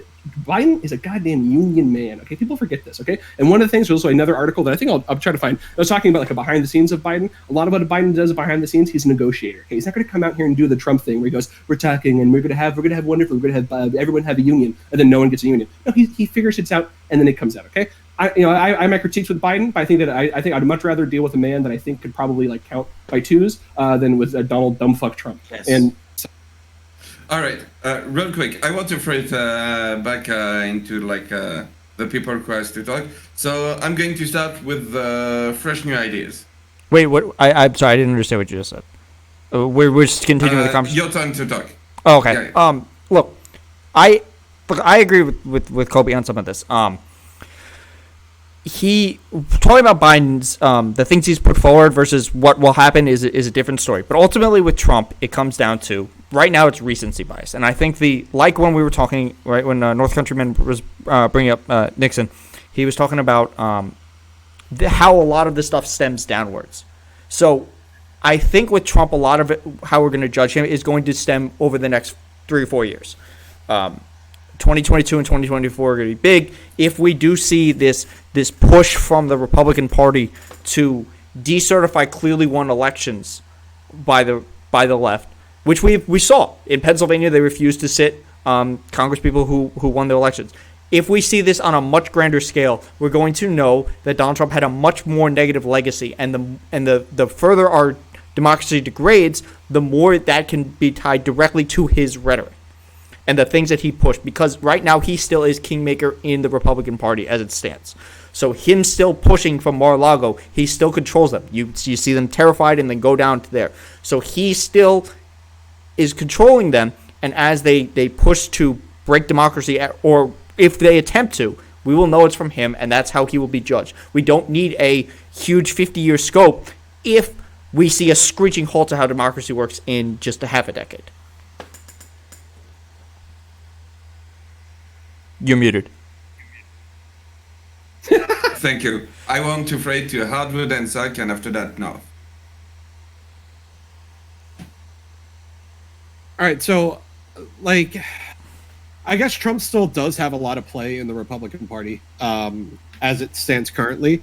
But as time goes on, he's going to have less and less play, right? His ideas might still be there, right? So you can say that, all right, like, I guess he still kind of has a play, but he runs a blog now, right? Did that crash? He literally runs a blog. Probably. Like, no one even looked at it. Oh, yeah, his sorry. You know what I mean? No, it's all right. But like, he runs a blog. He's not on Twitter. Like, he's not getting his message out there anymore, right? So, yes, right now, his rhetoric and his policies still have a grasp on the Republican Party, But as time goes on, you will see that the Trump name will start dissipating, right? Yeah. Because he doesn't have a platform. He has nowhere to talk anymore, right? I guess he talked at CPAC, okay, but he's not actually engaging in policy discussions anymore, right? That's implying he ever was. Truth, because I don't think he was actually doing much. He was just like fucking talking. That's about it. But he also, I'm going to go talk to Kobe here for a second, right? For what he did for the working class, right? I'm a working class individual. I do landscaping, right?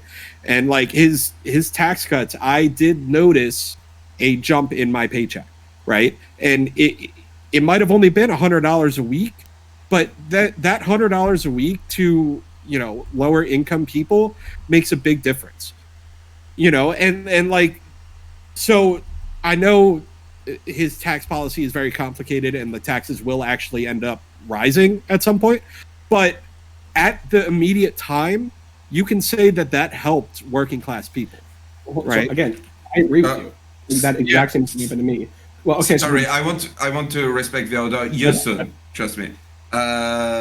North, I put you on the list because basically I skipped your turn. Basically, I put you back on the list. I skipped your turn because you didn't have the cam, you didn't respond at the time. So do you want to add something, or?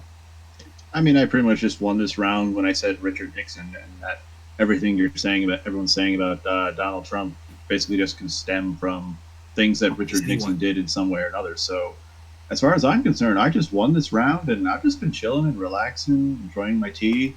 It's Earl Grey hot, the only best kind of tea. So good job, Picard. I'm kind of done. Make it so. All right. I want to throw it to Bren, and after that, Kobe. Yeah, I mean, North, you did make a good point with Richard Nixon, but by no means did that win the argument. I mean, did Richard Nixon cause the insurrection on January 6th? No, he didn't.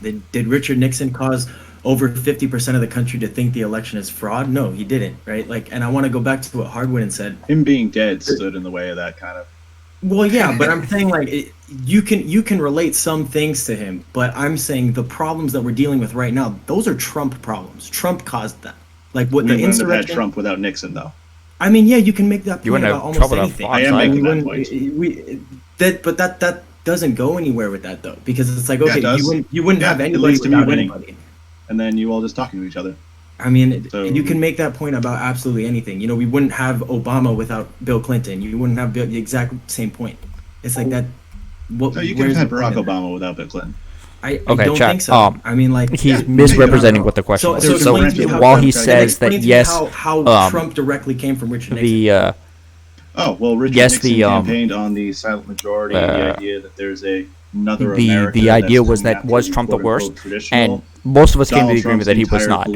But him saying that it's Nixon, so therefore he won, is not arguing the question. The question was whether Trump is the worst, and saying, everything Trump did is tied back doesn't make sense in the context of we're discussing directly Trump. So saying that because Nixon existed, that everything Trump did is whitewash doesn't make any sense. So he can't contest the 2020 election. Yeah, he didn't win the 2016 election. Trump is not the worst, but I mean, I It get just it. com- I tying everything understand back where you're to coming Nixon from. I is just not- don't it's think not that accurate relates to the problems that we're dealing with right now. Like, I don't think that has a direct effect. I mean, Donald Trump honestly stems from the Barack Obama. Have you tried presidency. thinking about it? Yeah. What do you think we're doing right now? I'm saying I think Trump was Talking more out your influ- asses. Talking out our asses. So only Yeah. your opinion matters in this. I'm sorry that you're such a genius and we're all stupid. Okay. Anyways, going back from I mean, what I wasn't Hardwood gonna had say You said. can speak for yourself. Going back from what Hardwood said. So Hardwood mentioned the point that Trump is just going to dissipate and the Trump name's just going to dissipate. I completely disagree with that. I think the problem with Trump's presidency and what he caused is that base is not going anywhere. That's going to trickle down, and our democracy has been fucked ever since that's happened. With people questioning the election, that's not going away. You have people in Congress right now, like Mitch McConnell and Lindsey Graham, that are still, sitting by doing whatever Trump says. That's not going anywhere. Trump has children. That's going to keep happening. That's the problem. That's what I would say. We gotta stop around with children. Wait. All right, I want to throw it to Kobe, and after that we'll go into closing statement. Sure. So I was going to say, I'm sorry for interrupting earlier. I got a little high, spicy. I was overheated, my overheat gauge, but I'm pulling back down. Because we had to take a bit of a time travel back to like 2016 leftist Twitter, and then kind of rehash a lot of that kind of stuff. The first thing I just want to say is I totally agree that, like, again, me and my sister and my mom also saw tax benefits from the Trump thing, but I would argue that, like, Trump selling out the poor so they can have like 4 or 5 years of tax benefits, and then so the rich can then have the rich benefits were permanent. We have to remember for the high income tax brackets. That seems like literally like what like an evil politician would do in Batman. So again, like, I don't think it's a great example. It's short term, but that's not helpful for poor people long term. And then so the last thing is I gotta say, responding when somebody disagrees with you with saying, well, have you thought about it? That's actually like a super Chad thing, and it's so awesome. That's like IRL just being the Chad meme. I love it. Okay. But the last thing I wanted to say, because we were back in 2016 land, we didn't talk about that thing that happened that Trump massively fucked up on called COVID-19, right? Where he was like constantly spreading conspiracy theories, and his party was constantly allowing massive amounts of people to fucking die. Like, I don't know. I feel like that affected a lot of people's personal lives. Personally, my sister caught COVID, and she caught a thing called Duran's-Barre syndrome, and her body created antibodies, and she was that attacked her nervous system. She was in the ICU the entire summer, and she's going to probably be on disability for a year or two. I don't know. I mean, is that I mean, it's hard to say if that's affecting my personal life, but I don't know. I'll have to think about that. But yeah, I don't know. I feel like COVID-19 is a pretty big blunder there. But All right, and with that being said, we're going to go into closing statement, starting by Montreal player. Kobe, I like how Trump's like a supervillain president from Batman, and his big evil plan is to give some people a better tax break than other people. yes, I think that giving I'm sorry, I shouldn't be right, but giving the rich a permanent tax cut and the poor not that's like, I mean, yeah, that's pretty shitty. I don't know. I don't know. I feel like a Batman supervillain achieving that kind of power would, like, I don't know, blow up an island or at least or something. He could- Murders involved. I don't know. He could call himself Robin Hood, and he'd be the opposite of Robin Hood. We're in closing statement. So yeah, Montreal, go ahead, and after that. Oh, yeah, it's all right. Yeah. I don't know.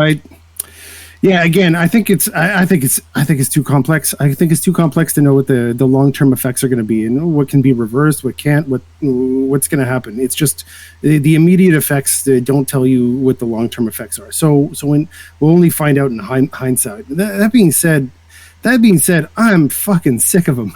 I'm sick of the Trump memes. I'm sick of everything, man. Get them out. I'm done. Okay, I want to concentrate on other things. Okay, and that's it. I mean, again, the fact that it's so complex. There's so many things. No one can really answer this question. There's no way you can quantify this. You can't say, oh, he's got like 54 units of terrible stuff, and that puts him in the third from the bottom, of all time and stuff like that. So, So, goddamn ADHD. I had something. Okay. That's it. I'm done with the memes. Hopefully it doesn't come back. Honestly, concentrate on your lives. Trust your feelings. If you hate him, then he's probably terrible. Okay. Especially for the young people. This is the first one you really had to hate, right? You'll never forget your first. He'll be the president to which you measure all other shitty presidents. Okay. You popped your cherry. Fantastic. Okay. I would. So anyways, that's it. I'm done talking about. Oh man. Anyways, yeah, these memes are getting tired. I would rather talk about how CTVs converting to Speedos forever, and how he's going to deal with that, and what the repercussions are for Twitch and the American people. True. Speedos all the time. The true topics that every American wants to know, like the answer to. All right, I want to throw it to Kirby. I kind of gave my closing statement on my other thing, and God damn it, I had this beautiful dab already up, and now it's gonna go to waste, and I have to reheat it up. Okay. Anyways, I don't know. I mean, Trump is a horrible president. I don't know if he's the worst, probably not the worst, but I feel like there's we could just have like a 500 hours of how bad he is. But also some of the talk of Nixon. I mean, hey, I will never miss an opportunity to piss on Nixon's grave. Okay, he's a weirdo. I don't like him. I do gotta say. Normalizing relations with China, not the worst thing he did, but hey, that whole Democratic Party stuff, big old zero from on my playbook. So yeah, that's my closing statement. I'm so sorry for interrupting. I will try to do better in the future. Okay. That's okay. I want to throw it to Binks. Okay. Trump was the best president in the United States. Richard Nixon was the second best. Okay, wait. Sorry. Okay. Look. I didn't say once during the course of this conversation that I was pro-Trump or that the Trump's policies were better than Biden's policies or whatever. I said, if you listen carefully, what I said was there was a reason people voted for Trump. There's a reason these people in the coal industry that doesn't exist. There's a fucking coal mine like fucking 30 minutes away from me. People like that voted for Trump. They voted for him. It is the job of the left, the ideological class that is concerned for the workers, to convince these people to vote for them. They didn't. They fucking didn't. They voted for the reality TV star. Why did they do that? Maybe because the shit you guys are doing isn't working. Maybe it's kind of patronizing and smug. I don't know. All right. All right. I want to throw it to Marcy. Yeah, okay. So, what can I really say, folks? Trump did nothing for the workers that any other president had even come close. Like Trump did less for the workers than Obama, and that's saying something because Obama did literally nothing for the working class, right? I mean, Obamacare is like a piece of legislation that dwarfs the entirety of Trump's career. Every piece of legislation Trump did was either to appease his base or to fucking okay, wait. Yeah. A piece is based meaning to fucking virtue signal conservative values or to sort of make his billionaire friends and his own family more money, right? So we can sit here and pretend that Trump was this massive pro-worker president because he said immigrants bad, and a lot of white people think that immigrants bad, but I don't really think that's a great metric, all right? What Weasley Binksley over here won't tell you is that he engaged in a little bit of the Mott and Bailey there. He says that what he actually meant was there's a reason that coal miners voted for Trump. When you can rewind the VOD, what was said, be it a Pepe post or not, was that Trump was the best president we have ever seen. Or at the very least that he was the pro-worker president because the coal industry exists. But I would challenge you to think about all of the other industries, to think about maybe the people who have been hurt by Trump's policies, who have family in the coal industry or who do work in it themselves, and to be a little bit better for the workers, be a little less of a neoliberal shill there. So. All right. I want to throw it to Beren Rodo. Yeah, so I think we can argue all day about how Trump got elected.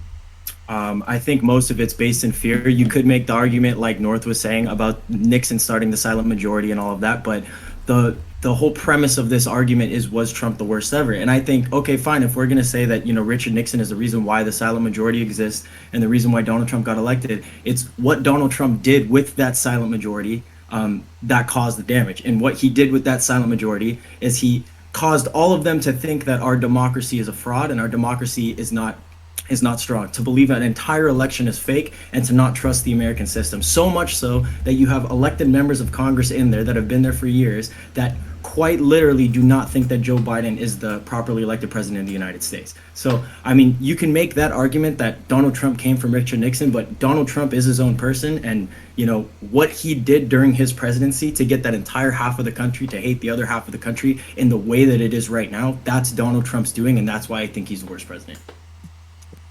All right. I want to throw it. North, are you ready? I see you play with what I think is your mic. Yeah, it fell down, but I picked it back up. All right, perfect. Go ahead. So the premise, we're in closing statements, right? Yes. Bueno. The premise was, is Donald Trump the worst president? I'd argue no. I would put him in definitely, with just on a quick glance, bottom 5. For me, a lot of that has to do with incompetence. But when I look at worst, I factor in malicious intent. I look at their impact in the future, and that's why I go with Richard Nixon. And as a final note, much of what was said in this panel, I gotta be honest, I didn't really disagree with, which is why I was kind of quiet in the latter half of this. I'm like, okay, we got a bunch of smart people who are saying things that I don't really have any way of disagreeing with. So, bottom line for me, Richard Nixon, worst president. Donald Trump, not great, but not the worst, which is the standard that I was using. Barely the best, too, because you're not disagreeing with Binks. Wait. Yeah. Anyway, let's continue. How Just do let it that slide. Yeah, so Trump definitely wasn't the worst. I think that from my vantage point, for my personal life, I did see some monetary benefit when he was president. And I know a lot of people's 401ks went up, up until, COVID hit. So economically, I think that he actually was pretty decent. But rhetorically and other ways, definitely not. So is he the worst? No. That's kind of where I'm at. And yeah. All right, and last but not least, the fresh face, new ideas. Look, I think it's pretty well established on this panel that we all agree he's not the worst. I think also we have to establish that he is too recent to truly judge in the same scale that you could judge someone like Nixon, who has 50 plus years of history to go through. The things with Trump are going to be truly solidified in the next 2 elections. Some of the other things are, like Marcy said, everything he pushed was for himself. During the 2018 midterms, we heard him say that there was going to be a middle-class tax cut. Never happened. We heard every month that there was an infrastructure plan, and we heard every single time that there was going to be a healthcare plan coming out in 2 weeks. This idea that he's not going to go away, that he's going to go away, is interesting, because 90% of the online chatter around him has gone away. Also, for this idea of him bringing up the silent majority, the silent majority has both been never silent nor majority. So look, he's not the worst. I think he has potentially opened the gates to a truly devastating force, like North Countryman said. If we find somebody who is actually smart enough or not lazy enough to follow out the malicious ideas that they have, Trump will have kicked down enough of the doors to allow them to create that. Whether or not we'll find another attorney general as openly and brazenly corrupt as Bill Barr in order to back that up is also incompetent, is also in question. So a lot of the things that happen with Trump are circumstantial in that the people around him managed to hold, but the future will be decided in these next 2 elections of how truly terrible his impact has been on the country. All right, and I think that's it for closing statement. Usually I like to keep this 4v4, but I think we got someone who wants to say something. Well, how is everybody doing tonight? Oh, CTV's here. So who was it? What's up, CTV? How's everybody doing tonight? We How are are you going to doing, the King? Speedo. Well, I just, Montreal and the implications on not only the Twitch politics community and the American public, I think. Maybe it's the going world. to be nothing. Maybe the I have a world. question for you, It's nothing CTV. but positive. I have a question. I just want to talk about like the way I looked at my Speedo, right? And like how sexy my legs are getting, right? And like the level of tan that is just, it's just beautiful. So I think the prospect TV. for the people is bright, right? And there is no reason to doubt it. Just no reason. Anyway, what's your question? So I don't know if this is actually true, but didn't they just section off the hot sub streaming Didn't they change how that's working in Twitch? Is that going to have an impact on your Speedo stream? Well, Oh CTV. my God, CTV, it's true. Well, CTV. This is, That's why you know, you're a whole new advocating. world of possibilities. Okay, like that CTV. That's why you're advocating for a submarine category, right? For your submarine yeah. Speedo streams. Actually, I read over Twitch's. my hot tub dream. So I mean, unlike I guess Fresh Face's new ideas, right? I actually read the policy. Okay, I just haven't and- seen it. I thought they made a change. I'm legitimately asking you. I'm not like trying to attack you or anything. No, I get that. I wouldn't be as chill as I am if I thought that you were.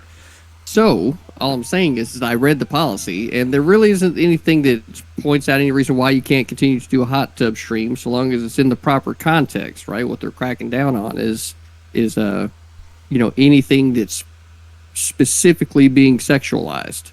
So, you can be in swimwear and, at the pool so long as it's in context. So, they might say, start trying to get people away from, say, like inflatable pools. I don't know, but we'll just see how Twitch goes at that from there. But me showing off in my Speedo, which is appropriate swimwear, at the pool in an appropriate place is completely okay. DTV, I got a question for you. Sure.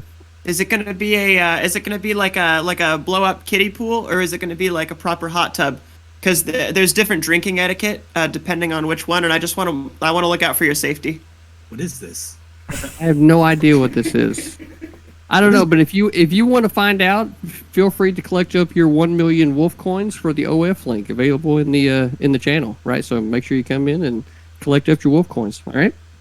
CTV, it's a Speedo. You're running low on the real estate. What is your strategy? Is it going to be tucking it between your legs or just pretzeling it in the front? Oh, there's no way that that's even possible, right? It's got to be just a bulge in the front. There's just no pretzel tucking it in this the thing. front. Okay, yeah. Yeah, Alright. there's no tucking it. Yeah.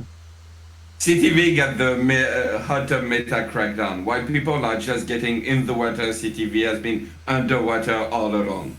That's true. what I have to say. It's true. Anyway, thank you, Mr. Geek, for letting me, bring hopefully some good memes and laughs for the audience, and hopefully the panel members here. And this third topic should be just as interesting as the last two, or more, hopefully.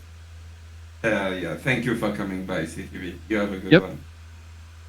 We need a CTV Alright. hot tub intermission every show.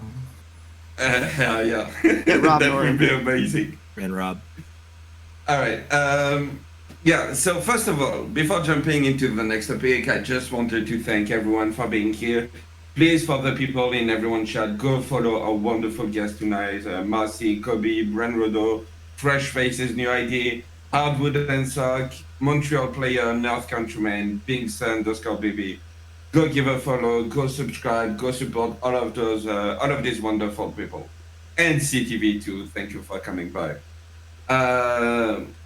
Also, since we're doing a quick shout out, please go check out the twitch.tv/Danabo, who is the person who is taking care of all the booking and the topics and everything. If you like panels, if you like debate, yeah, he's the go-to guy, basically. He's the one organizing, putting a lot of work behind the scene. So yeah. And also, and last thing, I swear. So if you don't know, so first of all, hi, I'm Mr. Geek. I'm Dylan Burns' video editor. And if you don't know, Dylan has been recently going through a rough patch. If you don't know what I'm talking about, go check his YouTube. There's a video with a black background. The last one in date. Go check it out. You'll have audio explained. Please go support Dylan. If you want to support him, exclamation point Dylan Burns DBTV, Dylan Burns TV, DBTV. You'll get a link to donate because being a content creator full time means that every time you're taking a break, even if it's for mental health reason, your life stop basically. You stop growing and everything. So please go support him while he's taking a well-deserved break. Wait, the command doesn't work? Give me a second. Oh fuck, there's already a command like this. I will modify and come back with the command. Alright, with that being said, we're going to jump into a little bit of a palate cleanser, before jumping into the last topic, which is best video game since 2010. That's a tough one. That's a big tough one. All right, who wants to go first?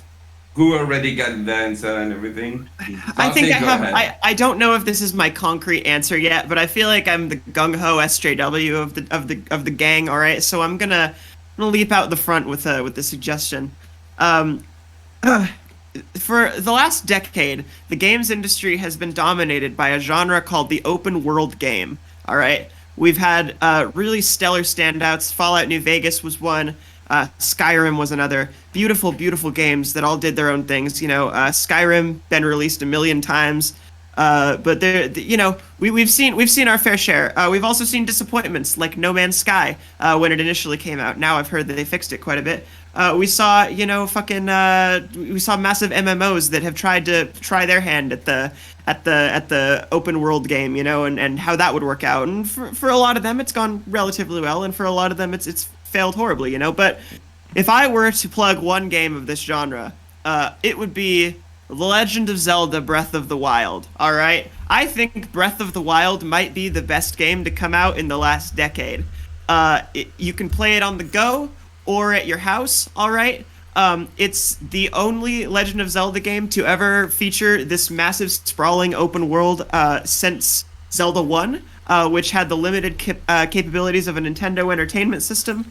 Say what you will about Nintendo, they know how to make a game that controls flawlessly, a game that very seldomly has any technical or graphical issues, a game with a beautiful minimalist piano soundtrack and a world unlike any other video game. Right? We could talk about story, we could talk about game mechanics, any of this, and I think it would come out on top. But if I were to say anything else, probably Mario Odyssey. Sorry. I would like to propose I'd like to propose a thesis. Okay, a thesis. Go ahead, Cody. 2011 was the year that defined the 2010s gaming wise, because Minecraft was released, which I believe the beta. I believe the earliest release was I think 2009 for Minecraft, and then 2011 is the first beta there. You have Skyrim and you have Dark Souls. Dark Souls is the doom of our generation. It has its own thing right now. There are games now like what's on top of my head, Star Wars Fallen Order, that are like, we're going to take this established IP and do a Dark Souls version of it.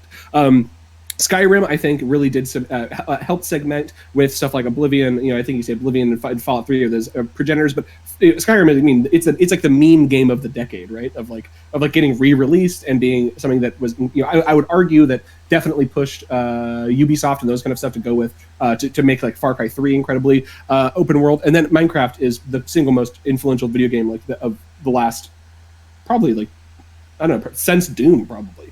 Minecraft is inspired every single game, period. So it seems as if I think that you're hitting on it though, Marcy, which is that it seems as if what the 2010s was about was video games trying to create interactive spaces that they put the player in, and then there's some sort of emergent gameplay there. Far Cry, incredibly popular with this. Minecraft, literally all about this. Skyrim, literally all about this. Breath of the Wild, literally all about this. I mean, I'm going through this. GTA 5.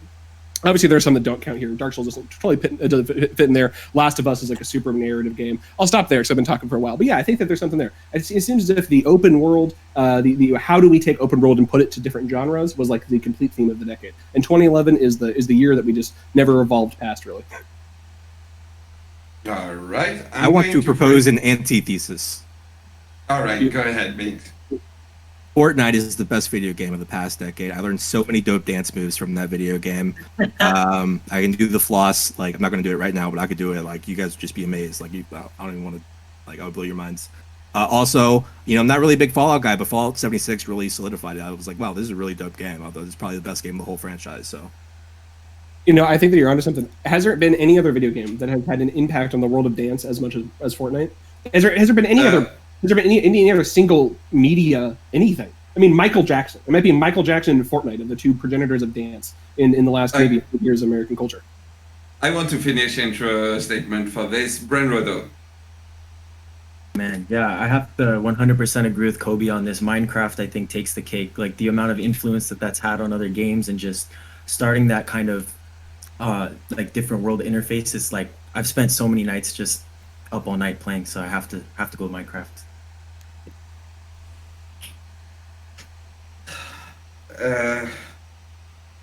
Montreal player. Fucking Minecraft, Jesus Christ, whatever. You run around. What are you hitting things with the stick? Everything looks like shit. What is the interest? What is the interest generated in this repetitive bullshit over and over again? No imagination having motherfucker. No imagination having dude. Like okay, whatever. It's not, but he's right. He's right. It's not no imagination. I have a life, okay? How can you dunk so many hours of fucking time? Like, do you realize if you spent the amount of time that you walked around in Minecraft actually walking, imagine how much better your life would be. Holy fucking shit. Anyways. Opening statements. Opening statements. Okay. Opening statement. Okay. Look, games, I'm not an avid game player. Maybe I used to be. It's just my generation. I'm old. Right, but I love The Witcher 3. As far as Monty, I have to interrupt. Minecraft release was 2009. This is best video game since 2010. Please stick to the topic. Stop pivoting. I pointed out. Get fucked. That's right. In topic. Yeah, exactly. Okay, seriously, for me, Witcher 3, I guess, is the one I've been most impressed with, just because story. I like stories, all right. But I'll tell you one thing. One thing that stands out for me, okay, is the Lego games. Okay, because they're open world. Okay, I play them with my son because you could do 2-player. All right, so and he loves looking forward to playing video games. All right, and the reason I can play them with my son is because you're not murdering motherfuckers in them. Okay, which is so hard to find now. It's so hard to find a game where you're not murdering motherfuckers. So that's it, or at least a multiplayer game. Anyways, but the Lego games, at least when you attack people, they fall apart. Okay, you build things. He loves them, and for me, it's got to be my favorite just because of memories with my son. If you can find me a game, okay, that's good to play with young kids, 2-player, okay, that's better than that, it'll probably become my favorite. But Lego games take the cake, just because most emotional value. You're muted. I'm going to afraid I'm a pro streamer. Fresh face, new ideas. So contrary to the fact that I look young, I don't really play a lot of video games. I play basically like 3 categories. I play all the 2Ks because I'm a big basketball fan. I play like most of the JRPGs, and then what other random stuff I find. So most of these like big titles I haven't played. I have no interest in like The Witcher and the Red Deads and the Minecraft or any of that. So my answer is obviously skewed, but when I was thinking about this, the only 2 games that came to mind most recently were the last 2 that I played. That was Felseal's Arbiter Mark was a really fantastic JRPG game. But my answer for the best game probably that I've played for the last decade was South Park Fractured But Whole. I truly enjoyed that game. I didn't play the first one, and I really hope they make a third one. But that was an incredibly cleverly made game, and I thoroughly enjoyed it. All right, I'm going to throw to Hardwood and Sock. Along the like open world games, you could point to like the GTA franchise as like the best, but battle royales have kind of taken over the game sphere. You have Call of Duty Warzone, Apex Legends, and Fortnite, as like the main ones. I would say Apex is the best out of those 3.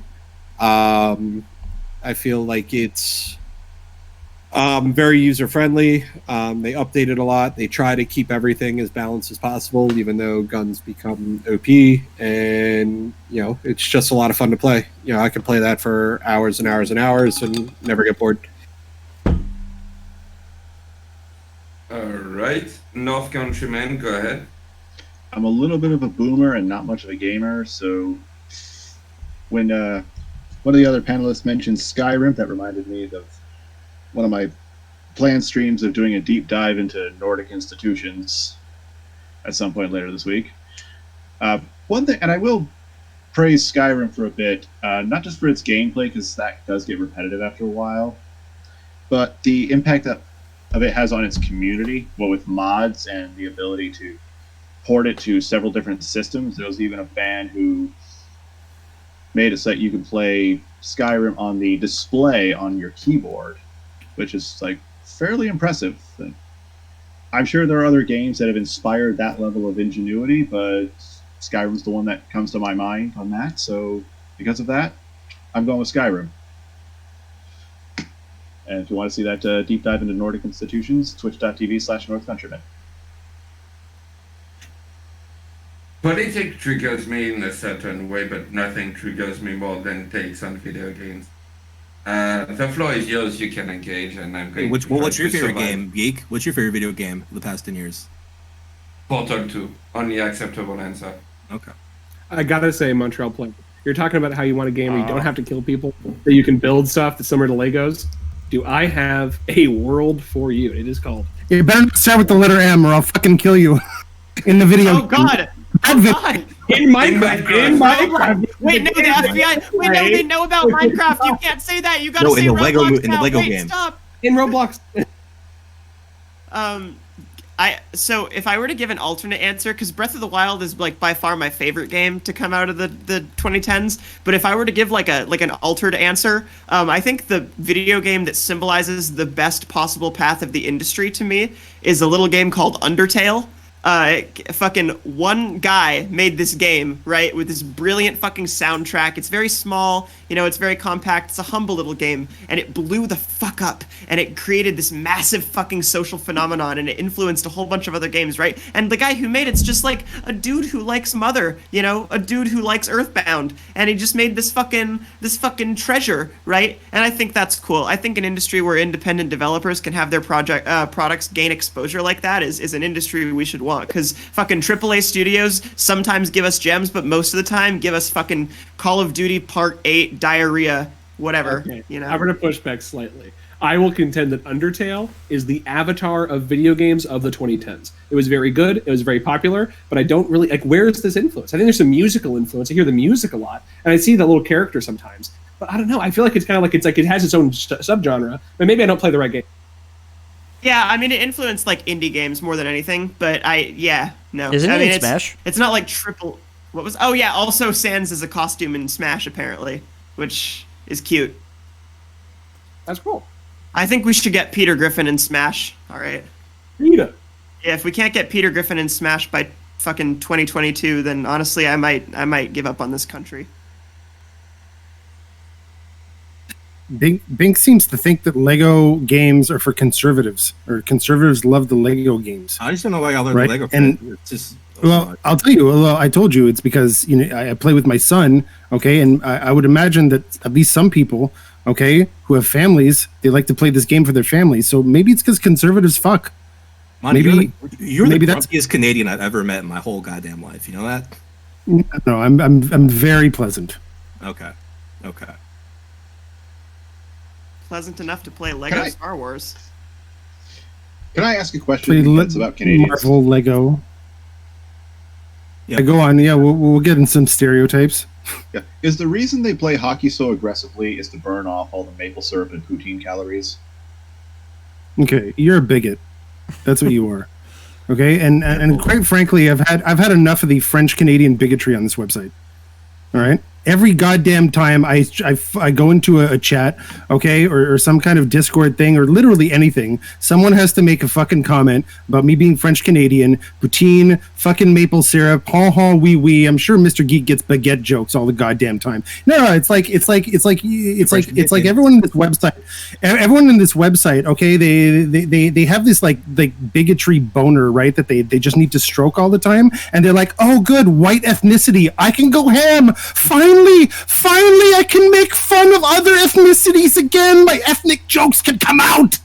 In my case, though, it's kind of just because the border's closed, and I really, really want to go back into Montreal and visit.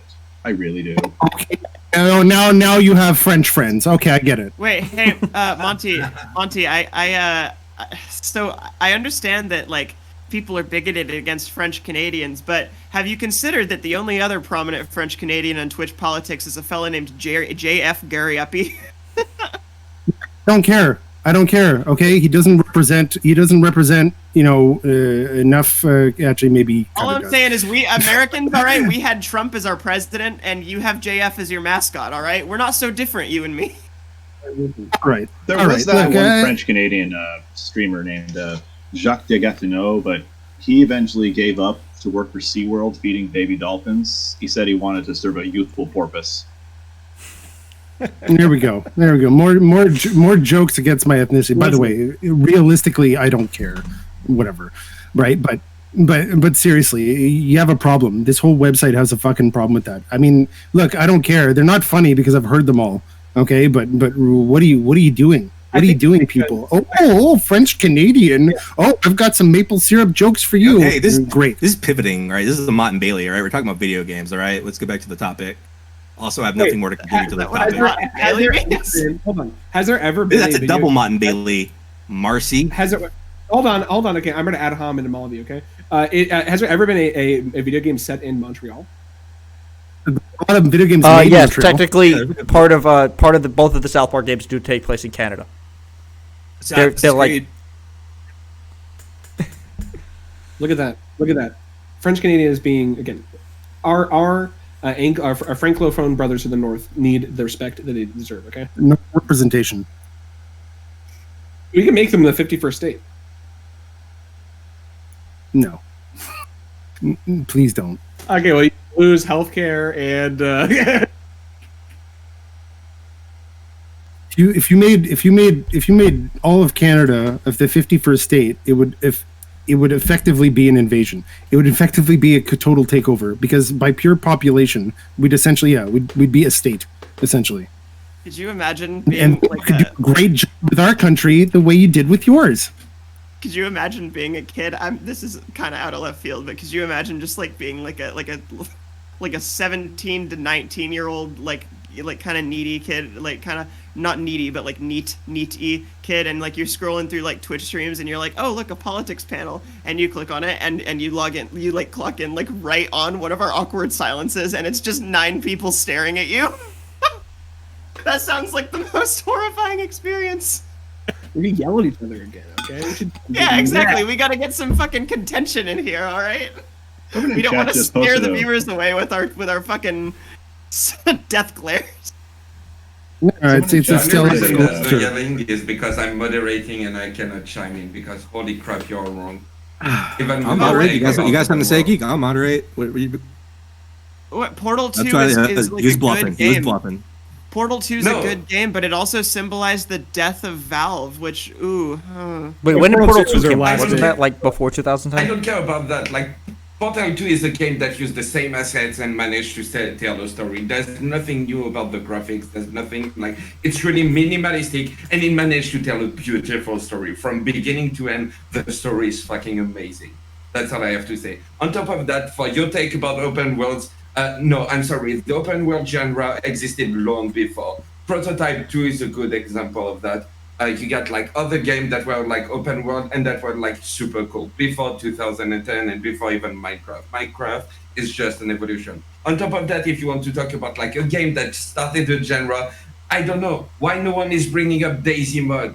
Every survival that you've seen since that, like even like Battle Royale, are literally like just like an evolution of games like Daisy. That's all I have to say on that. Daisy, is that what you said? Yeah, Daisy.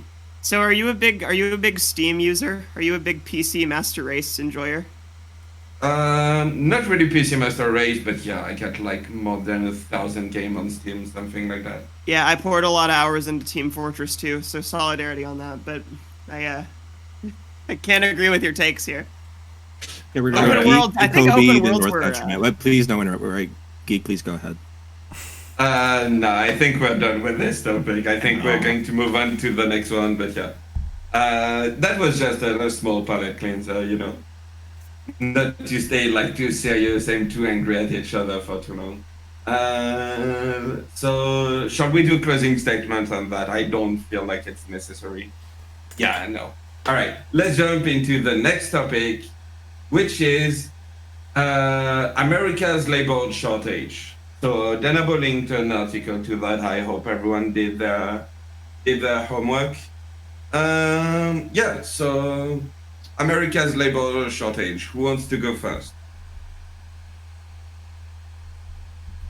Sure, I will tackle this. I think that this is I think this is a sign of like we kind of want to open up a little bit quicker than we really can. I think our the economy is not like it's like a ship, right? You can't turn a ship like you turn your car. A ship is it takes like a day. These big freight liners, it's kind of like an economy, right?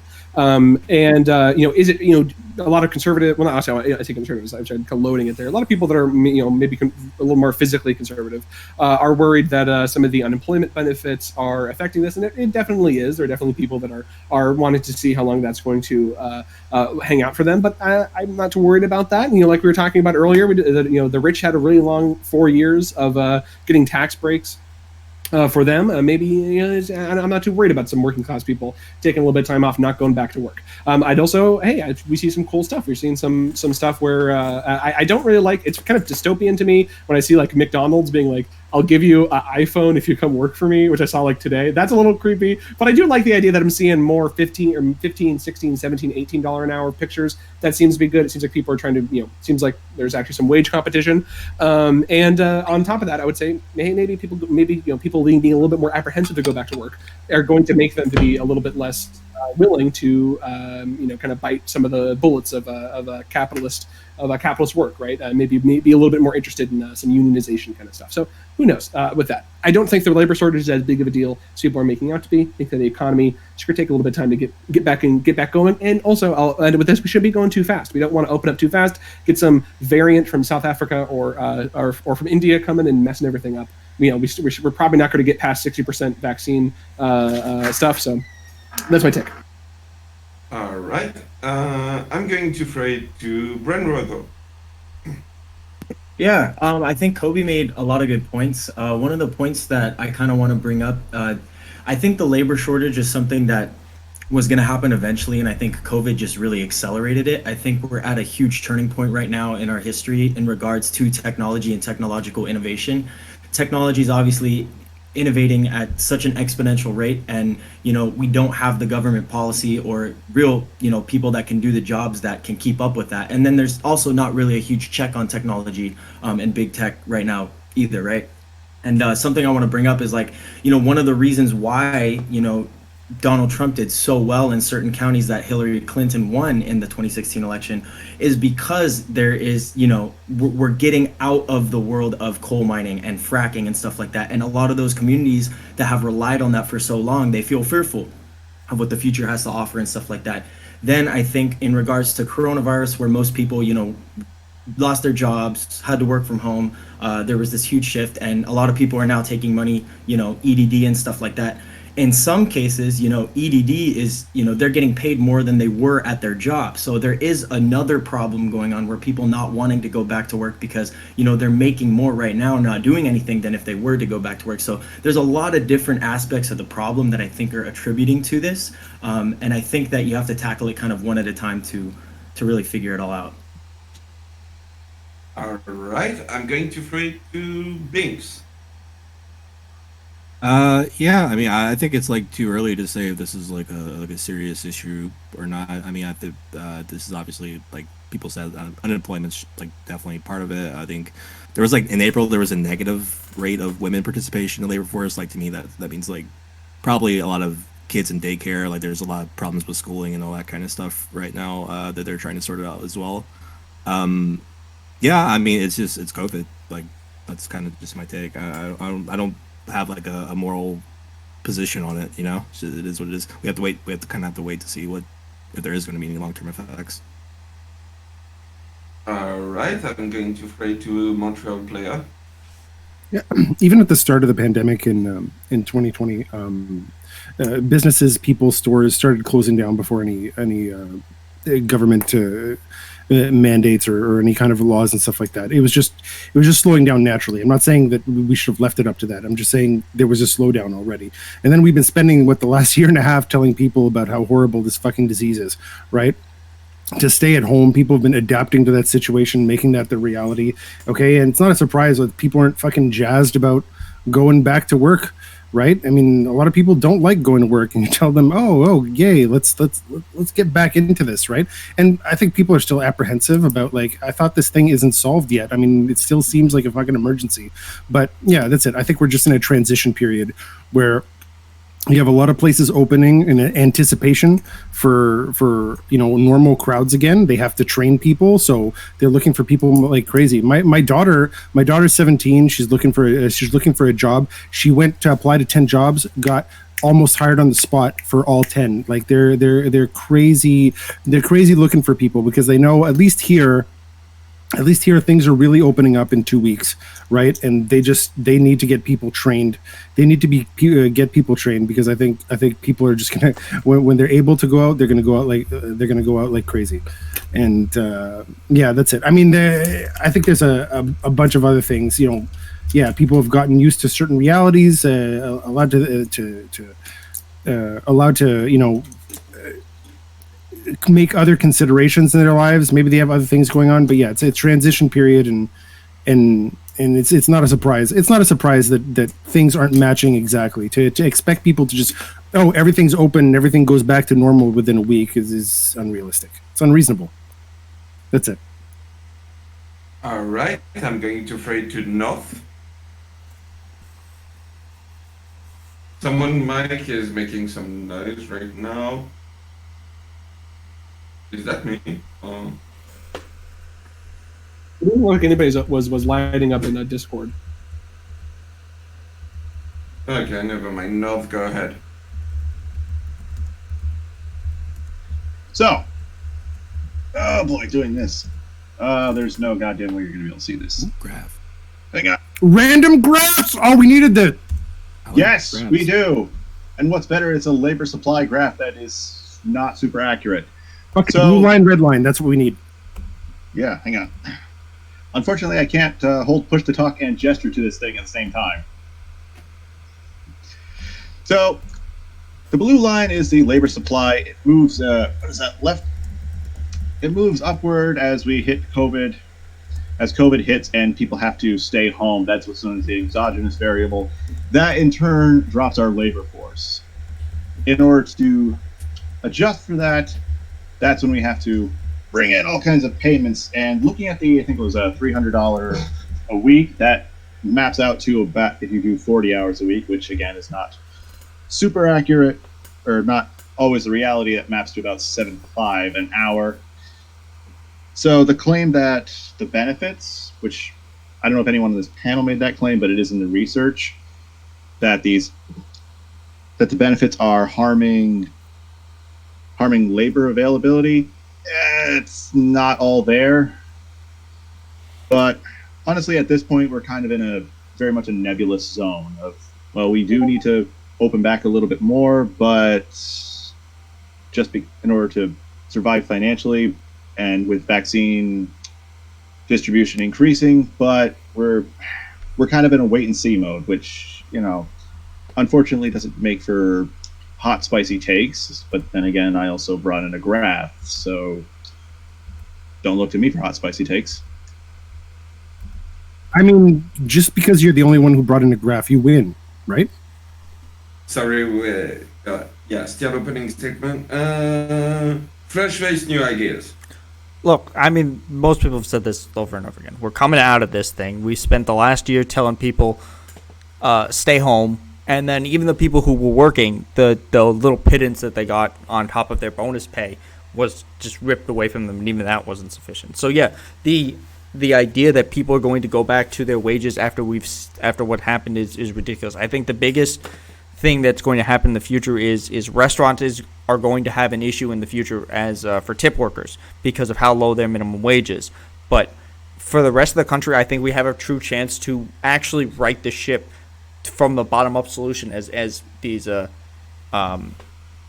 as they're building, from the ground up with these corporations giving it to the bottom instead of having people work on starvation wages. They're going to actually have to compete to pay them a fair wage. Otherwise they're just not going to go out of business, and they're not going to stay in business. And that's what we're seeing is people realizing that they have more bargaining power than they realize. And we've spent a year watching these massive corporations grow bigger, and now they have to compete with the people who have options and are being given decent benefits and decent pay at some of these jobs for the first time. All right. hardwood and suck.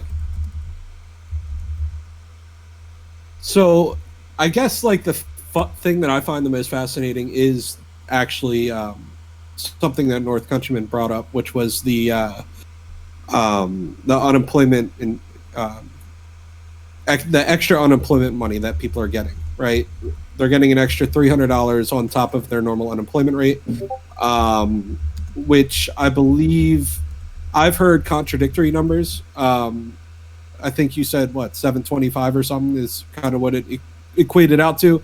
I've heard that it equals out to about $16 an hour, right? Which is more than a lot of low income jobs, right? Especially in supply chain, right?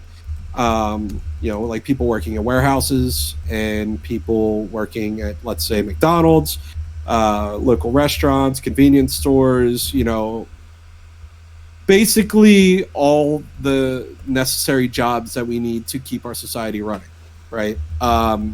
So I think that what we're seeing is the wages actually going up. I heard someone brought up like the wage war. I believe that's actually happening because I went to my local McDonald's and they're hiring for, starting at $13 an hour now. And I'm like, oh, that's cool. Like I wish I got paid $13 an hour when I worked there. But like, I think we are seeing that as a byproduct of what is currently happening, which is great. I want to see people make more money. But I think that it is also incentivizing people to stay home as we wait for the wages to fully catch up in our, supply chain and necessary jobs industries. All right. Did I forget anyone? I don't think so. Okay. Mercy, you good? Mercy, sorry. Go ahead. Not yet, geek. You'll miss me. Okay. I mean, what's to say that hasn't been said? I agree, though, pretty wholeheartedly with the article that you shared in the Discord, attached to the topic. People, because of COVID, a lot of companies are kind of considering the fact that, seems like we can operate without our workers coming into the office. And this is emboldening this kind of gig economy landscape that we've been seeing a lot with Uber, DoorDash, things like that. So more and more people are starting to kind of want this control over their work environment because they've seen that like it's a thing that they can have. So we're seeing more and more people go into like independent contractor type jobs, things like this. We're seeing a lot of growth in that industry and a labor shortage elsewhere. And I think that's like that model opens the door for some pretty hefty labor violations that we've heard about. Who was this? I do wish that Joker. This sounds. I do wish more people had like a better say in their workplace. But I think atomizing everybody into their some own type of little, racism. I don't know. I don't want to hear that. But look. As for the actual it's simple. Labor shortage They're not in the paying wake of people fair COVID-19, wages, so they're not going back. Places where I am You can are make like a crazy hiring right now. Everywhere is you trying can to make, get people as fast as possible, just like Montreal was saying. So you can I make mean, we expect to see people. some People growth, want but to go it's back still when not they feel gonna be, safe. They don't feel safe quite now, as and they much. don't feel like they're getting compensated for what that's all I have to say they're about it. working for. So yeah, they Alright, are so getting. I mean, we've, if you look, depending on what state, you're getting like the equivalent of $9.45. Imagine getting laid off for COVID, no support from the company, right? So and they're just like, it well, makes sense that people fend aren't for going yourself. And then after like a year and change of reflection, you say, you know what, I'm gonna go back and eat the same shit from the same people again. And then making this decision, like that must be difficult. Like, I you know what, I really loved when I was working there, feeling every day like I was gonna get fucked over. Right, and then they toss me out like garbage, right? And then I'm gonna go back, and I'm like, yeah, I haven't evolved. I haven't evolved in the last year and a half. Okay, and I feel great about that. I want this thing they're doing too. Sorry. I want to fade to North, and after that, Okay, sorry. and after that being said, Mercy. For anyone that didn't understand the graph or didn't like it, I also drew Snoopy. Oh, okay. Right. Go on. Yeah, my attention. Was that it? Okay. All right. Fresh, go ahead. So look, like he's right. The people weren't getting decent wages there. We know, especially in the restaurant industry, that the people who were working there, they couldn't take things like sick days. This is because if they did, they would, lose their livelihood because they couldn't pay because of how little they were getting paid. So this push is basically, especially if we had stronger unions in this country, we'd have labor being able to push back to get better rights and better pay, and then it would be more likely that we wouldn't have this shortage. But even now, like we've said, it's still too early. Like, we're just now hitting a point where most people are like, okay, you know what? Now I feel comfortable going back to a restaurant. I mean, The Quiet Place 2 is coming out this week. I mean, how many people do you honestly think are going to go into a movie theater to see that movie? We're still coming out of COVID and trying to figure out, what am I feeling comfortable with? And the people who lost their jobs for that are like, well, okay, I understand that I'm worth more than what I was being paid. So now I want to take my time to actually find a place that treats me the way I should be. All right, I'm going to phrase to Binks. Oh, I just wanted to bitch about my job, like Monty, like Marcy said, like they're doing this thing too for the ones that aren't even fired. That like, hey, we're not gonna raise your wages or anything. You can work at home for 2 days this week. How about that? All right, good. Aren't you happy to be fucking doing a fucking 12-hour workday? Like, yeah, there's this like incentivization thing happening that's like weird. I don't like it. Yeah, that's it. All right, Marcy, go ahead. Muted. I think Marcy is busy with our chat. Nope, I'm not busy with my chat. I was just muted. Yeah, I do talk to my chat quite a bit though. They're sweeties, all right. Be nice to my sweeties. Okay, so I don't know. This is rough because it's a double-edged sword, right? Montreal, like you were saying, if you go back to the same job or the same industry or the same market, they're just gonna fucking throw you out in the street the next time there's a crisis, which. There's going to be another crisis, if it's not climate change, it's going to be another fucking pandemic or something. Hopefully we'll be better prepared this time. But yeah, it's rough because you could go that route and get like a steady paycheck, but still work for the same shitty industry that pays you like dog shit wages and treats you like fucking irreplaceable cog. Or you could be your own boss and get in on the fucking gig economy and, drive people around and make even less, but you're doing it on your own, and you've been fucking tricked into believing that you have agency because now you're the only cog in the machine of your specific fucking like phone job, right? So it's different, right? But I don't know. I think that these things should be addressed through legislation. I think that like job security, raising wages, making life better for the average American worker would probably incentivize more people to become workers. Also, we need better labor regulations in the gig economy. Like this is like the newfangled way for companies to skirt by with treating their workers like dirt, and it's really sickening. And I think that the government needs to step in. Joe Biden's like new union legislation, I haven't actually like looked at it yet, but so I don't know how far it'll go. But maybe that's a step in the right direction. All right, Montreal player, then fresh face. Yeah, I mean, small point at the beginning. Again, I don't know what it's like in the States, but here we're not fully reopened. People are just hiring like crazy out of anticipation for full reopening, right? And this is like a thing. But I mean, other than that, I think people we don't like to admit it, right? But a lot of the things that we do are just are made out of habit, right? The time you go to sleep, the time you wake up, stuff like this, once you've established habits, you can kind of be autonomous on these things, right? And I think work is the same thing. If you've gotten accustomed to not going into work, to basically making any kind of habit change right now, you're gonna have some resistance to it, in my opinion. And then the other thing is like how many people are complaining about like mental health issues, or at least have had time to like address those issues and stuff like that. And a lot of people might not be feeling fully ready to go back into what life was before. I mean, a lot of people are just tired. We're just tired before, and this break is just like, that's one of the things. Sometimes when you slow down, at least for a long period of time, you just get used to slowing down, and you find that with all this free time, you do you do less with it.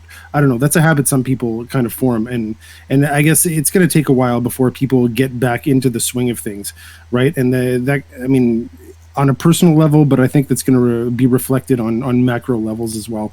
Just people starting to get back into things, forming those habits. It's going to take a while before things go on. And right now, if you're willing to get a job, now is like the best negotiating position for you, right? Because you'll take up the slot from someone else, and the demand's high. So if you're mentally prepared to like do it, and you want to jump in, it's probably a good opportunity for you to jump in at a premium. All right. I want to trade to Fresh, and after that, I'll do it themselves. Look, the other thing is we're like Marcy was talking about people working from home. We see that there's going to be another shift in the economy where we realize that we don't need to be in the office for 8 hours a day to get work done. There'll be good and bad from that. There'll be those companies that will install software that track every single second of what you're doing in order to try to force you to maximize your time, and then they'll rank you, and then they'll send the emails out. There'll be companies like the Oregonian paper threatened their employees. They said, look, because a lot of this stuff like the office culture stuff that you're no longer doing, we're going to argue that maybe if you don't come back, we're not going to pay you for that, and we'll make you gig workers. Thus threatening their benefits. So there's going to be companies like that, and then there's going to be companies that say, okay, look, we don't need to the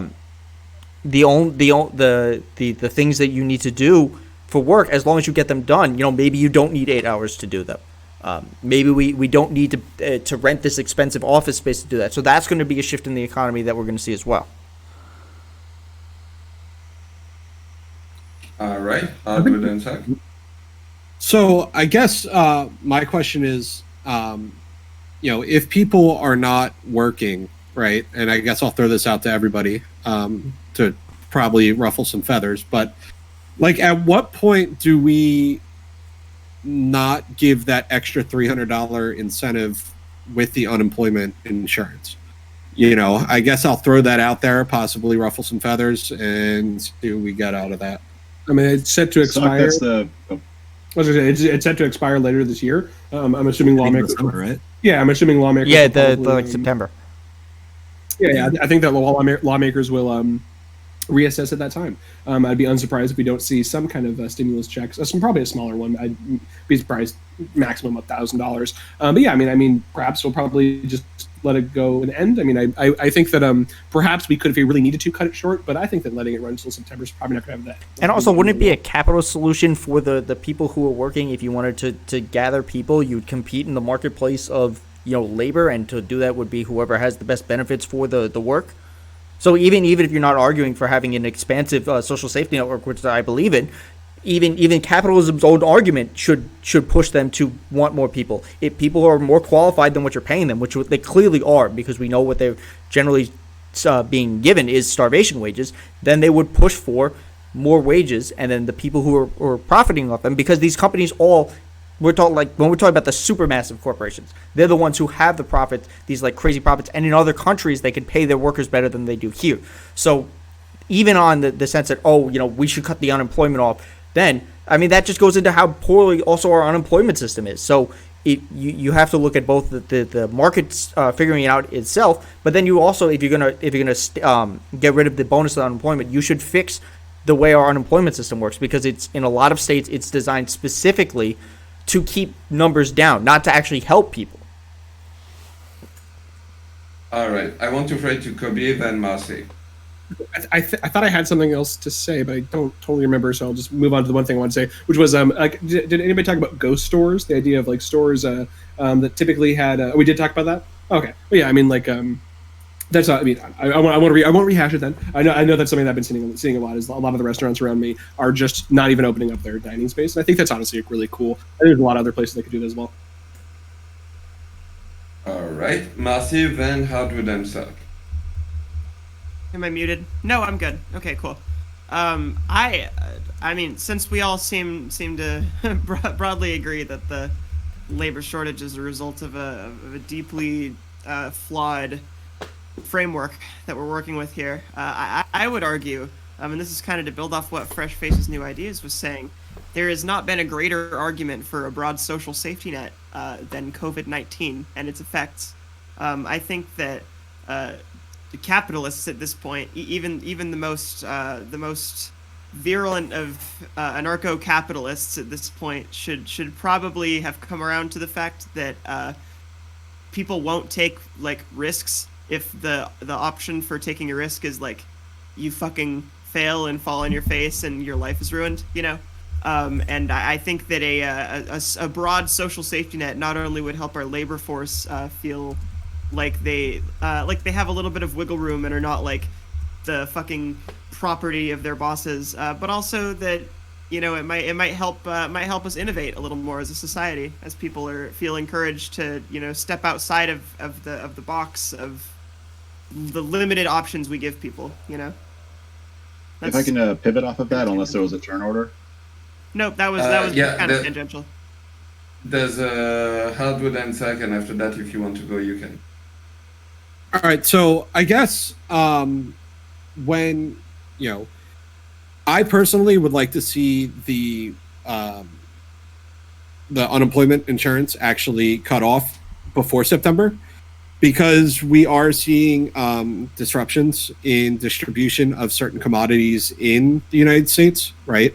You know, like you have, you know, issues with lumber, or like I can go to my local freaking Wawa, right, which is a convenience store, like gas station, and I see the fridges are half empty because they don't have the supply.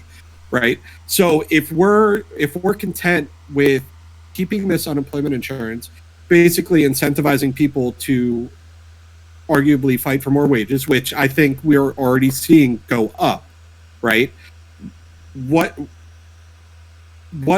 the risk of that, right, waiting till September to get rid of it, is possibly further disruptions in food, in drinks, in gasoline, in other commodities that are actually needed for our society.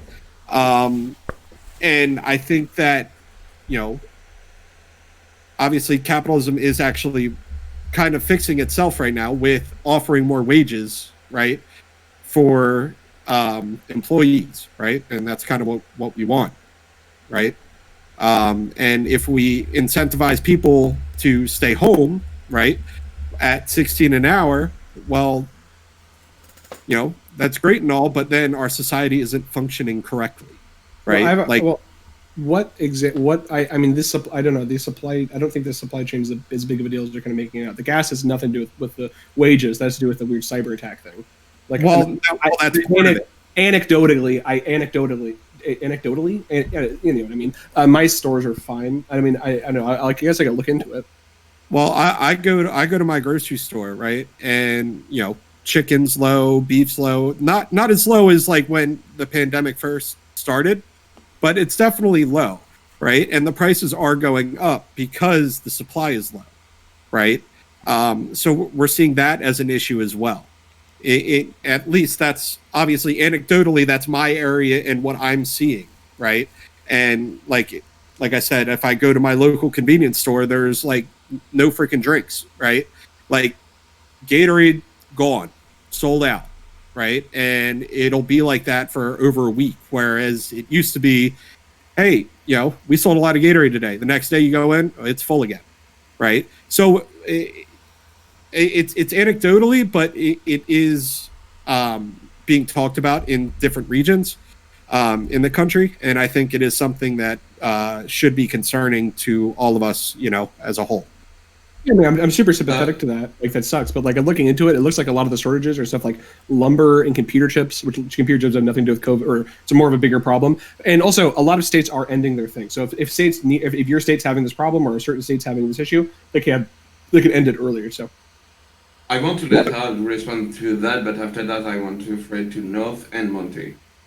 Well, yeah, that's kind of why I was advocating for that, right? Because that would incentivize people to kind of go into the workforce, which you see the wages are actually going up. Like I mentioned, you know, if I go to my local McDonald's, hey, I'm going to go start out as an entry-level employee making $14 an hour with no experience, right?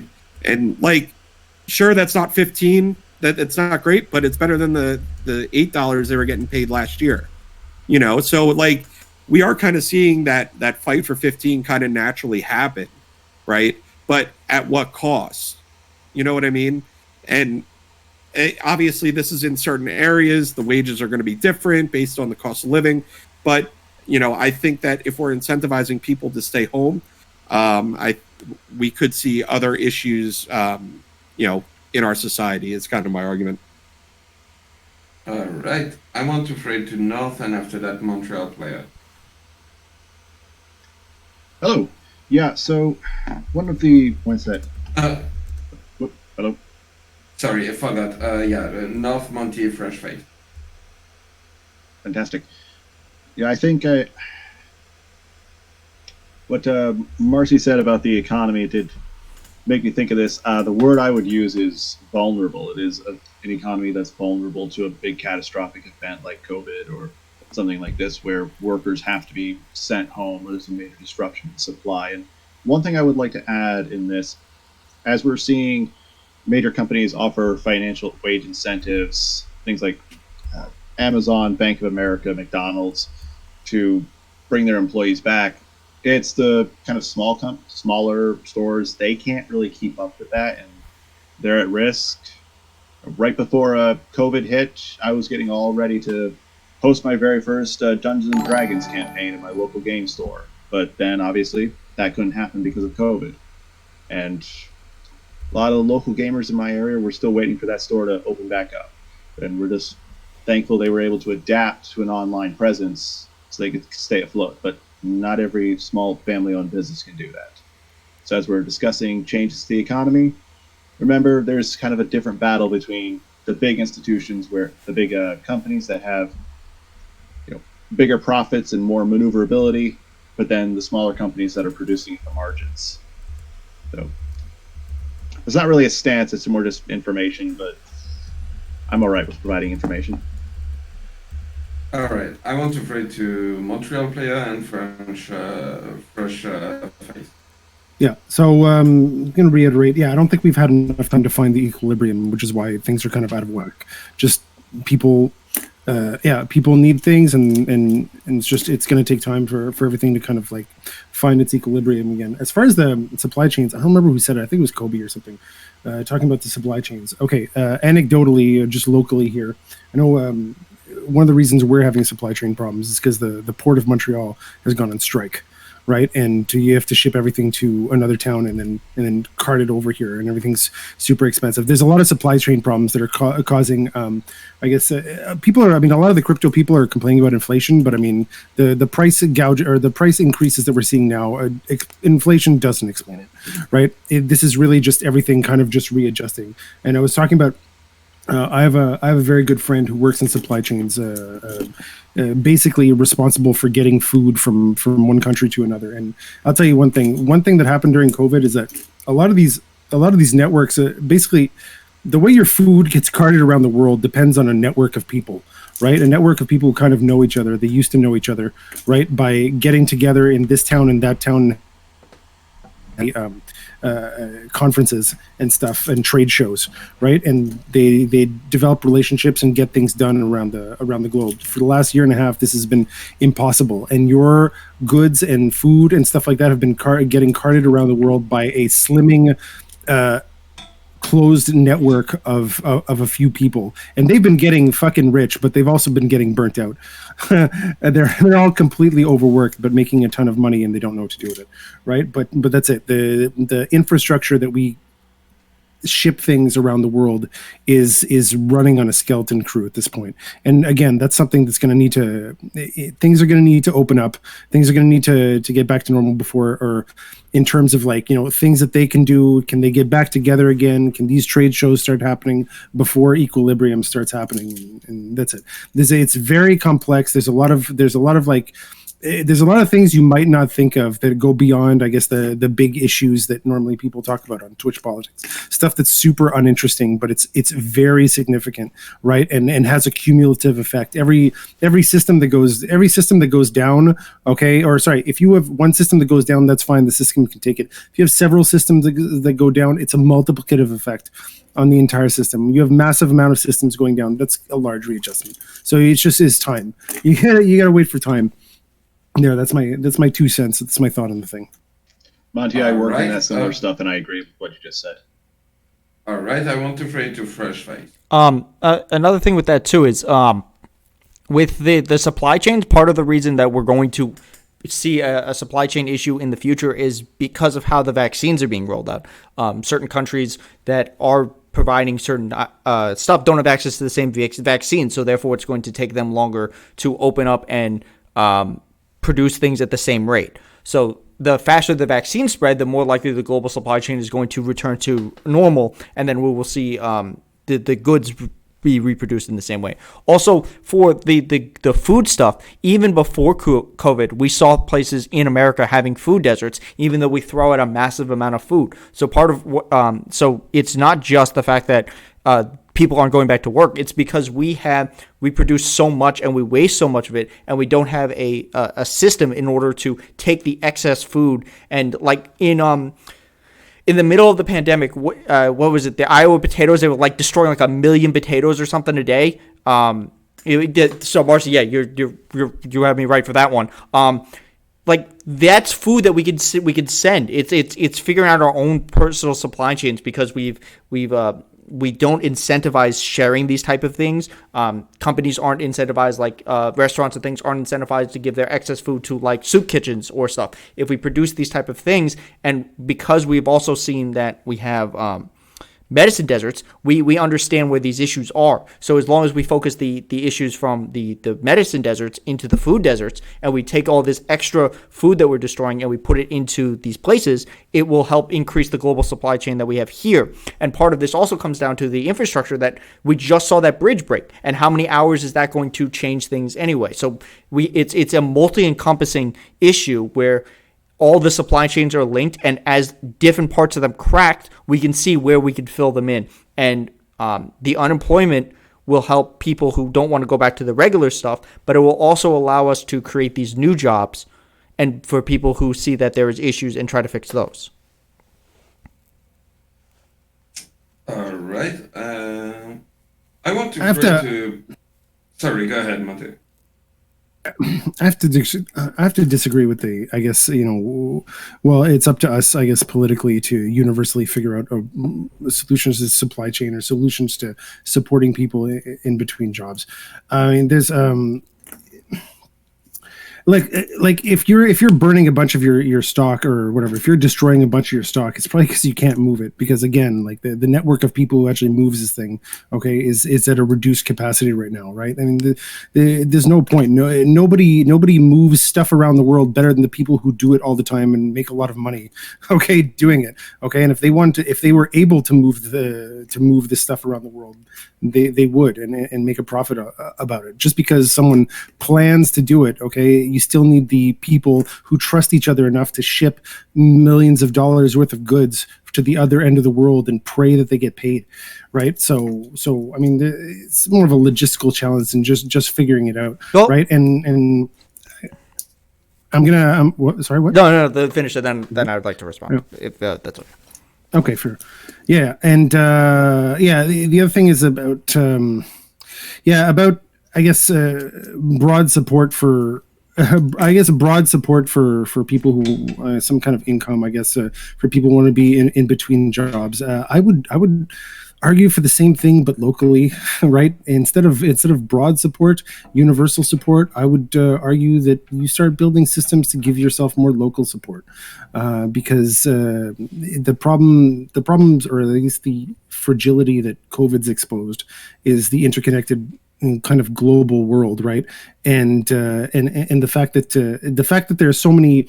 The fact there's so many links to get from point A to point B, in the globe, and so many of them could have been disrupted by an event like this. Okay, shows the fragility of the systems we use to actually get things, and I think building more local infrastructure, more local ways of supporting yourself that don't depend on just money and getting from store is probably a more robust way to build things in the future.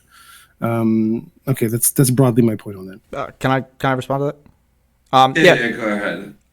So look, I wasn't arguing that we shouldn't be doing that. I think that because we have the people who have the know-how, but maybe they don't have access to the manpower, and there are people who are sitting on the sidelines that could access to do it, so we can build it locally.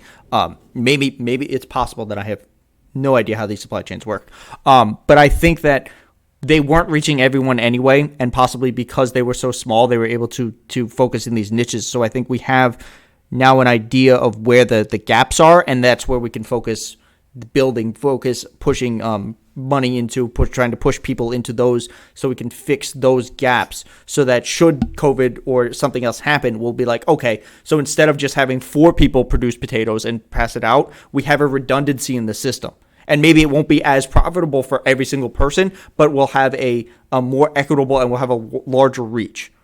It's possible that I don't have all the answers, but to me that would make sense to have more people with a redundancy, and even if it's just niche in seven areas, but it's the same type of thing on a smaller scale. All right. I want to let Montreal player respond to that if you want, and after that I want to pray to Masi, Kobe, and No. Okay, I agree. I mean, I agree that the end goal would be to have more, I guess, more local sources to have more redundancy in the system. It's how you make a system more robust to I guess, things like this. I don't think it's a matter of just planning it.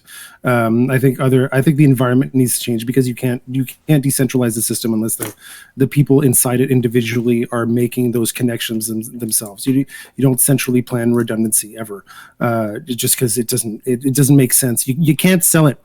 You can't sell it. The only thing you can do is let it emerge, but the environment we have isn't conducive to that kind of thing, and that's a whole other discussion, in my opinion. But on the one thing, I will agree with you that the local sourcing and redundancy in the system is something that's badly needed, and that's it. The only thing I'll disagree with you is I don't think we can just do it without changing some fundamentals of the environment in which we transact. That's it. I'd actually like to see North Countryman's answer on this. All right. Yeah, after Marcy and Kobe. Marcy, go ahead. North can go if you want, because I was gonna bring up something somewhat related, but yeah. North, go ahead. Yeah, so I'm happy we're talking about supply chains, because I have a master's in international economics and I work in supply chains, so I probably should have claimed. So I have something close to expertise on this, although not very much. What the hell was I going with this? Oh, right. There's an assumption in economics known as perfect information. It assumes that everyone knows the same information, but in reality, that's just not the case. There's an old joke about an economist, a geologist, and no, I already did this joke. I'm not repeating it. But yeah, the idea of holy shit, I don't know where I'm going with this. Anyways, yeah, people don't have perfect information, so that local farmer who might want to sell his produce to other places, he doesn't necessarily have access to the trucking company that can do it. He doesn't have that, and thus that food can potentially go to waste. And just to defend international economics a little bit, and this is going to get a teeny bit academic, there's the economist David Ricardo, using England and Portugal and cloth and wine, was able to demonstrate that if you produce based on comparative advantage, you end up with more consumption of cloth and more consumption of wine if countries go based on what they can produce more of. And, more consumption of wine is usually a good thing. So, ergo, trade, not bad. But I do agree there definitely does need to be redundancies for catastrophic incidences. Absolutely. Especially for things like food and medicine. You're muted, geek. Okay, thank you. I want to throw it to Kobe. For sure. I mean, my question might be a little broad, but I noticed that even before COVID, it seems as if there is like a wide variety of kind of supply chain problems going on. From what I understand, the superconductor problem has been going on for longer than this. Like this kind of stuff. Why is that? Is it because, I mean, it kind of seems like we are going through a kind of global restructuring of our economy. We saw stuff like Uber massively in the kind of the gig economy massively becoming relevant in the Western world, especially America. I mean, I don't know. Is this supply? I mean, like I think you're hitting at this, Montreal, with the idea of like some strife in Canada. I don't know. Like, what are some of the ideas? I mean, like of where the pre-COVID supply chain problem is coming from?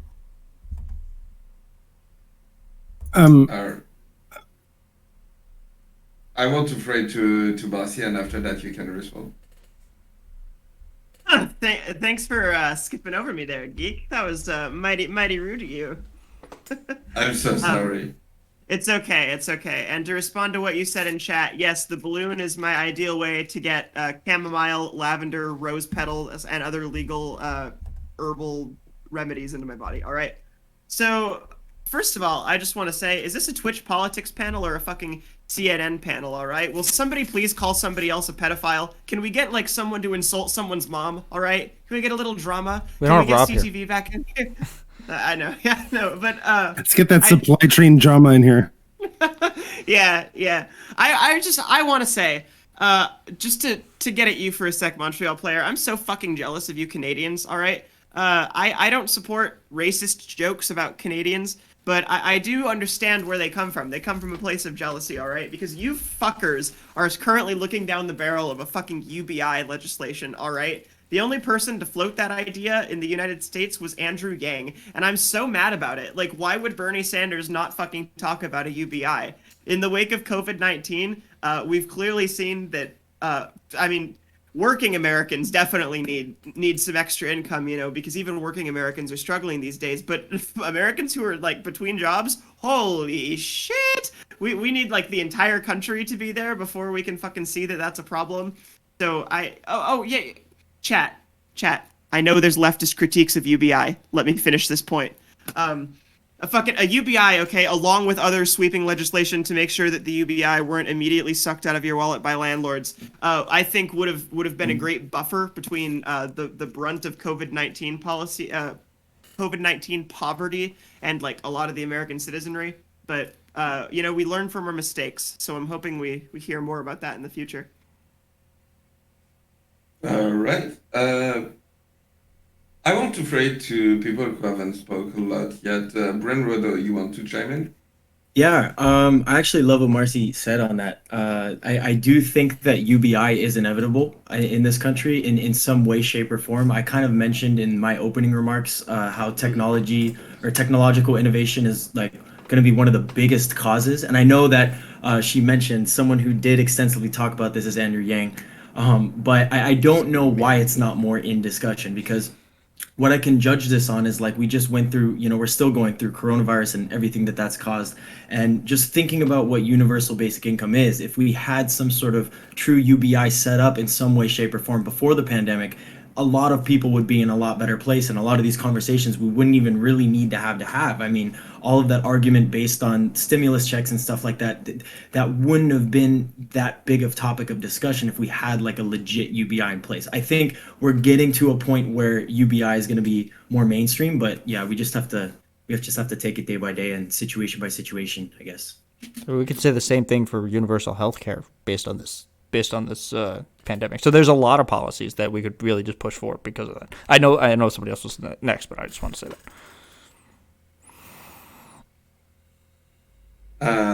All right, Bings, you want to chime in? What? I just wanted to know if you wanted to chime in. You haven't spoken a lot. I wanted to throw to people who had. I'll be honest. I took the monster. I was good for. I was on it for the first topic. I like coasted. So I'm like, oof. It's why I didn't hear a goddamn thing anybody said during this whole topic. All right, my bad. All right. We should be calling each other pedophiles and trashing on each other's families and living situations because it'll keep Binks awake. All right? It's, oh God. Not enough spice on this panel. All right, hard wood answer. We need a steel chair. That's what it is. All right. So, as you know, kind of the lonely conservative here, right? On this topic at least, it's like UBI is. I don't subscribe to it at all. You know, like I think that we kind of. We kind of had that experience, that experiment over the last year in like a very soft sense, not in like a full UBI sense, right? Where we handed out stimulus checks, you know, we handed out extra money for unemployment insurance, which I did agree with in the beginning, and at this point, I kind of don't agree with it. But what has it got us? You know, like it's gotten a whole bunch of people staying home, not going to work. Right. And it's incentivizing people to not basically contribute to society. Right. So, I mean, I know Marcy wanted to get some, you know, kind of argumentative stuff going here. So, like, this is one, like, I will argue with you guys on. Can I steal man's argument really quick? Yeah, go ahead. After that, I want to fray to Branrodo and. Sorry, I don't know if you're. Are you done, Sock? Were you finished? Yeah, I'm good, man. Okay. The pushback to this from the right would be if you do UBI and you use it instead of having a broader social safety net, then you could push for UBI and it would be the same basic substance. So you could cut the waste from anything that is perceived from the social safety net and replace it with UBI, and that would be that would be the right wing argument for it, or at least as far as I understand it. All right. I want to fray to Montreal player. Yeah, I mean, I'm not a fan of UBI just because it's just if everybody gets a check, then all their dollars are competing for the stuff, and the price of everything is just going up relative to the size of your check. And like, what are you really doing here? The other thing is I dislike what I guess procuring things through money does to a society. It's very impersonal and makes you feel like you're kind of on an island as opposed to being involved with the community. I mean, that's it. If there's any, I mean, whatever, this is my localist BS talking, right? But I mean, if I'm talking about any kind of like social safety net, for me the only robust way to do it is to do it locally. Even if it's just your local community can provide things that you don't have to pay money for, right? At least locally you're kind of engaged with it, right? You're closer to it. If things go bad, you're more involved with it. Right now, if you do that at such a level that's so far away from you, what's the point of engaging? Just collect your check and tell them to fuck off, right? This is not what you want out of people in society. You want them to be engaged. You want them to care about the well-being of your society. And I think UBI, as much as it's a good thought because the goal is to like support everybody. I think ultimately it's going to create a lot of people who are apathetic about the society. People don't value things that don't cost them anything. In general, and I think just a local social safety net would be more robust and more conducive to people being engaged and actually caring about their society and making things better. And I guess if anyone wants to, go ahead. Sure. All right, I want to fray to Branrodo, Kobe, then Biggs. I think Monty, that was actually a really good argument against UBI. I'm not necessarily completely sold on the idea. I think it will eventually become in forefront of conversation. I do know though that if UBI would be done properly, it's not supposed to supplement income. It would just be kind of in the place of a social safety net for people, on the brink of a huge technological revolution. I mean, truck driving, is the most popular job in the United States. Like, we're already seeing that starting to turn more into electric cars and stuff like that. Like I mentioned earlier, a lot of those counties on like southern Texas, they revolve on fracking. We're soon going to be moving more toward like renewable energy and stuff like that. So I think it is some sort of solution. I just don't think it has been talked about enough, but you do make a really good point. Sok, you mentioned earlier before that we kind of saw this happen with COVID and like giving people money, and then that's creating kind of a lack in the labor force and stuff like that. But I do think it would be a little bit different because, like I mentioned, like I don't think it should be, we shouldn't be giving people enough money where it's like they don't have to do anything. It's supposed to be just a supplement, like to help out for a certain period of time. But also, yeah, it needs to be up for more discussion for sure. All right, I want to throw it to Binks. To Kobe, sorry, and after that, Binks. Yeah, so I would say that I'm open to UBI. I'm not completely sold on it, but I'm going to give the left wing steel man of what seems to be the argument. Hopefully, address some of the criticisms that have been levied. I don't think that it would be very apt to look at the unemployment stimulus and try to extrapolate that to see the effects of a UBI. UBI would be for everybody, this was just for unemployed, and this was during a hyper unique event in the economy, right? The idea of the UBI would be for all for going forward. Secondly, looking into it, I don't think any of the experiments that have been done, the test trials have been done in other countries that have gotten good results. None of these have been situations in which they're supplying like a livable income. And so that kind of that addressing that, I don't. I also would take umbrage with this idea very quickly. This idea of like social cohesion. I'm not sure. I mean, maybe I could look for some numbers, but you could say people don't value things that are free, and maybe I would twist it around and say, well, people value societies that invest in them. Right, so we would see this UBI as an investment. I personally do know I am invested in California and in my current community because one of the reasons because I got a fantastic education. The teachers and the people I met who worked with the school who helped me give this education. I feel like there's an indebtedness to this, and I did not pay for my education. I went to a high school, middle school, and elementary school that was a public school. Right, so I would say that maybe there's something to what you're saying, but I would also say there's something to a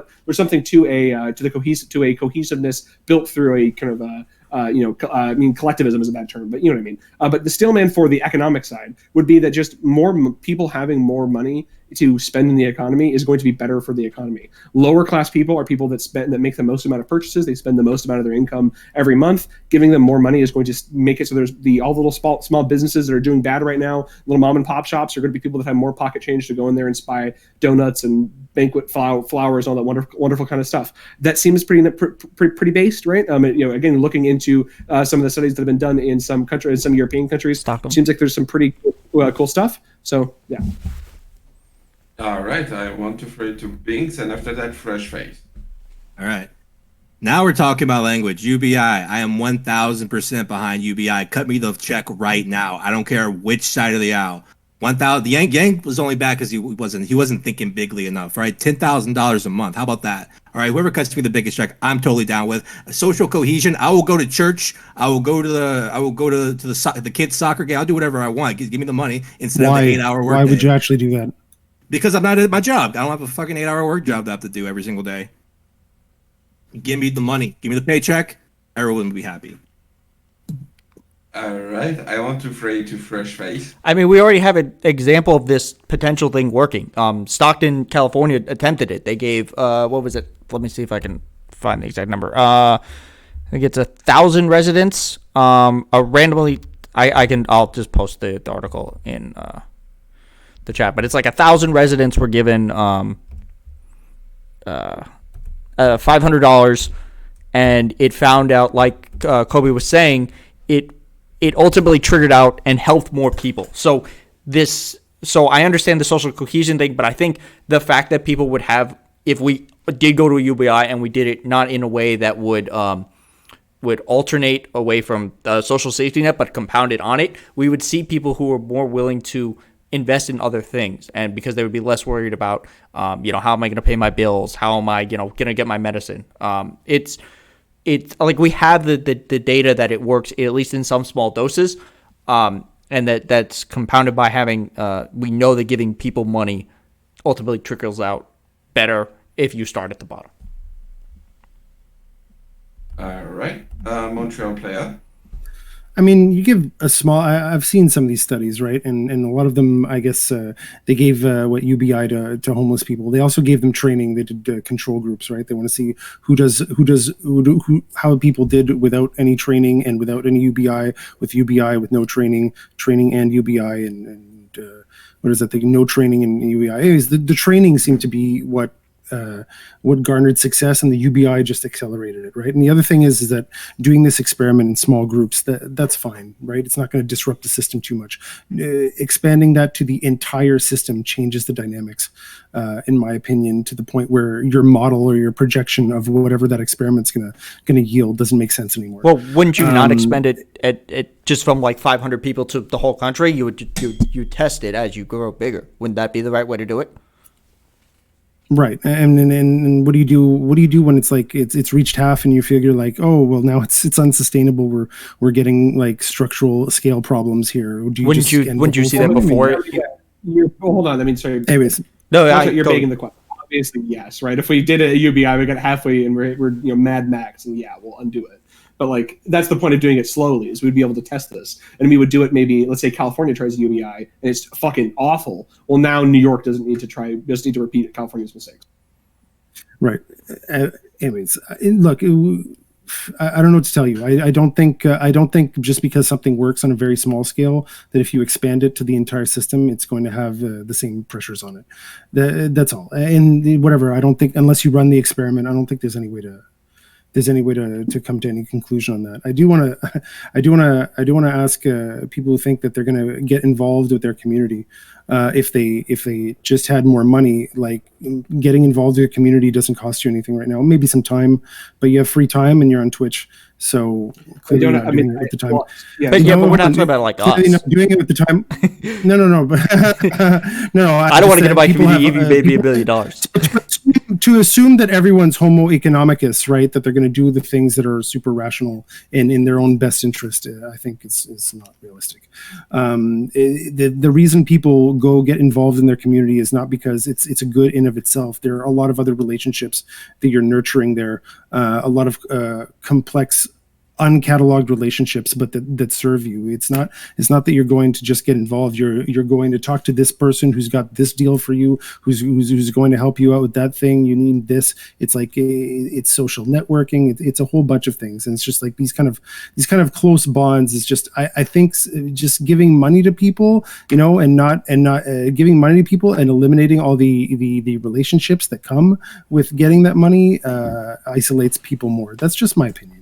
Okay, and I don't think on a system-wide scale it's going to be a great way to do things. In my, I guess, I would like there to be a social safety net again locally. There's no reason why you have to work all the time. There's no reason why you're a community large enough but also small enough can't provide you housing and food, for times where you can't, produce, productive, labor and stuff like that. There's a lot of labor that's not productive. Okay, that needs to be done. And I think the relationships locally, if these things can be nurtured like that, you'd have a much more robust system. And I guess that's the kind of system I would like to work towards, that I am working towards with my own personal action. So okay, but how?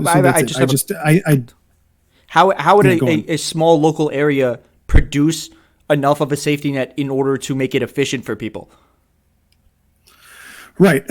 I mean, look, again, if you get I guess a population the size of a town, maybe a city, a county. Look, hold on. Like my town is 1 square mile. Would that be effective enough? Like, would it be? No. It's a network. It's not about surface area. It's about networks of people. And I can't tell you the one structure that we have to lay across the entire thing. That's also centralized and ridiculous in my point of view. However, I think just I think it's just with closer relationships between people and large enough groups of people or decent enough networks of people, you can find ways to provide for yourself and for them in a way that doesn't involve you going to a job.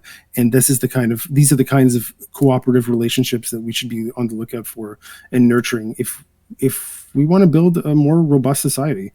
That's I don't know where else to go on that. I'll wait for your questions. Okay. Well. I want to pray to Hardwood and Sock, North Countryman, and after that, Marcy.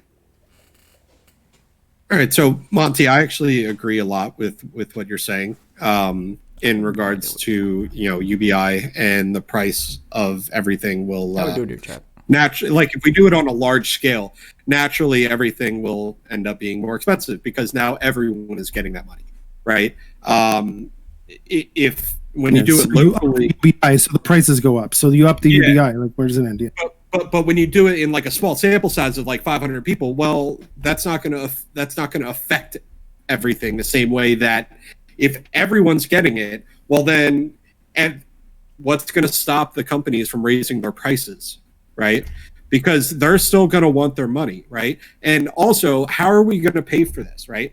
We're going to end up raising taxes, right? Which is fine, but I guarantee you that they're going to raise taxes. I'm just going to throw an arbitrary number out there, like let's say 5%, right? And they might only need to raise it 3% for them, for the amount of money that they're actually going to give me, right? The government. The government's still going to get theirs, right? So if they're taking 5%, but I'm only getting 3% of my money back, well, I'm losing in this deal. We would tax the rich more than we would tax the working class. The only ethical way to do it is to tax it. Is to tax it, not print it. Tax it so it actually gets redistributed and it doesn't just dilute the money supply. No, exactly. But that's the only ethical way to do it. Can I ask a question? This idea about like people raising prices, I don't think, and especially so as somebody whose family we've gotten the extra unemployment thing, right? And our income has gone up. Our consumption has not like infinitely gone up. I'm not starting a Bitcoin mining rig, right? Like I go to Costco more than I typically do, but that's about it. That's basically what we would see for these. I mean, sure, Costco can raise their prices, but if we set like, I don't think there's going to be this constant thing. So I think there's a certain level of like people are going to be able to meet their basic needs and then be able to do extra things like invest in their community, save, etc. Well, see, I'll push back on you there. Like, what's going to stop? Like Costco, like they will do that, but I'm saying that I don't necessarily think that there's not even enough data prices to prove that they would raise it astronomically more than they already are. Yeah. When it is like our burgers are basically the same as Denmark, and their McDonald's workers get paid like 2 to 3 times more, and they have more time off. So it's not like just because we're raising the stuff, it doesn't. But I'm saying with UBI specifically, not the minimum wage, right? If everyone is getting that base level of pay, right? What's going to stop these companies from raising their prices to basically negate that base level? Walmart is not going to charge $15 for a gallon of milk. That would be the amount of negation that need to happen here. A UBI is not going to be enough that you would not need to have any job, but it's also going to be something that's going to be able to benefit you in your life. The point I'm making is that a family of 4 is not going to start using 5 gallons of milk because they have an extra amount of money every month. They have roughly the same amount of consumption of groceries, same consumption of clothing, et cetera, given some margin of interest, right, or some margin of change, right? Yes, there's nothing stopping it. It's going to happen, but I don't think what's being said. I don't think there's any reason to think that it's going to completely counter effect the positive effects of the UBI. Okay, but but you're admitting that it's a possibility that it could. It will 1,000,000% happen. I guarantee you it will, of course. But I don't necessarily think it's going to be a big issue. Okay, but if it does happen, right, where the prices go up and it basically creates a net zero, right? If they start charging $15 for milk, then I will undo it. Yeah, you see like the issue that's like so ridiculous. The idea that would happen. Well, it sounds ridiculous, but I mean, I have a question. It's very possible. I have a question. So obviously, a minimum wage is not the same as a UBI, but a minimum wage does affect an economy in a similar way in evening out the amount of distribution of money that has to happen when it comes to wage labor. We don't see this massive disparity when it comes to minimum wage. I think lefties will go crazy. They'll go, we need $30 minimum wage. But for example, like $15 minimum wage, it looks like most economists say that if you raise a minimum wage to 60% of the median income, which would be about $14.95 an hour, there's not much of a difference in prices. So again, it just doesn't seem to actually bear out when it comes to the actual on the ground economics. I'm aware of your worries. Well, no, and like the minimum wage thing is different though, because it's not affecting everybody. And it is affecting every family. Is freaking his camera right now. So I would say that the minimum wage affects the wage of probably every family, and it affects the entire labor market. Yeah, it's not the same. But the point I'm making is we see that there is these price increases, but they're not so drastic that they counteract the benefit of the minimum wage. For example. Real quick, I want to let Hardwood and Zach respond, and after that, I want to throw it to Marcy. Well, yeah, it's not every individual citizen is now getting a raise up to $15 an hour, right? So my argument is that, yeah, a bunch of people, right? If you're doing the minimum wage argument, a bunch of people, yes, it will affect it, and there will be some prices raised, right? But if you blanket entire society, hey, here's $1,000 a month, right, or whatever number we're coming up with, then what is going to stop these companies? So, like, that's where my argument's coming from. Like, a blanket $15 an hour. Well, I make more than 15, so it's like, yeah, the prices are going to go up for me, but it's not going to be. We're doing real simple economics here. So how about this? There's 2 stores in a town, right? Like Save Mart and Supermart. Save Mart starts charging $15 for their gallons of milk.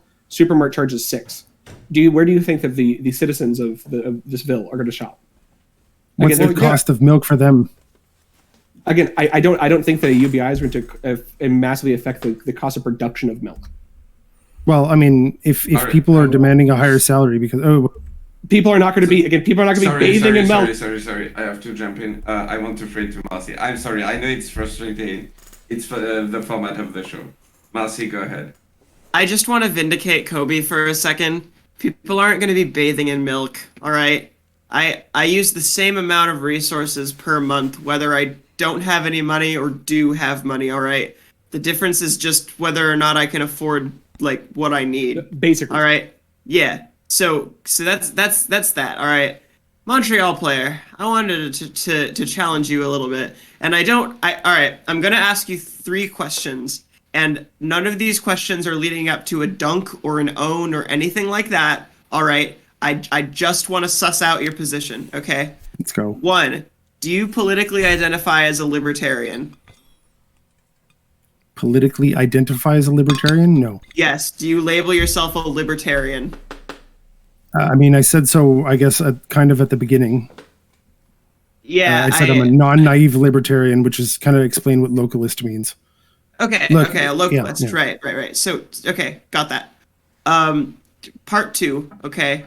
When you say that you want a community to step up and create a social safety net within its community, do you mean the people of that community, the working people of that community, or do you mean like local governments?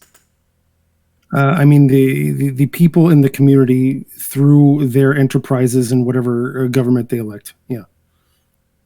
Okay. Question 3. Locally. Right. Question 3, I guess, and this is not like I'm not trying to own you with this. I'm genuinely asking, why would you rather have local governments, which like generally like the local government of the city I live in, at least in the city I was raised in, massively like in crazy amounts of hot water, can barely afford to fix their roads, Why would we want those kind of structures and the people within those structures, some of whom are like overworked, underpaid, have no free time, why would we want those people to be responsible for the social safety net and not the federal government with its like nearly infinite wealth? That, I mean, we can talk about like deficit spending or whatever, but it's no contest for who is more capable of establishing a robust safety net. Okay, because a local government is closer to you, so if they're doing a bad job, you can kick them. Whereas some away from you can entangle your interests with a whole bunch of other interests, and you have to kind of compromise on things, right? More power. I feel like more power at the local level would at least give you more responsibility for, or more. What's the word? Damn it! More. What's the word when accountability for the people making decisions at the local. Can I make a suggestion to you? Can I make a suggestion to you? Okay.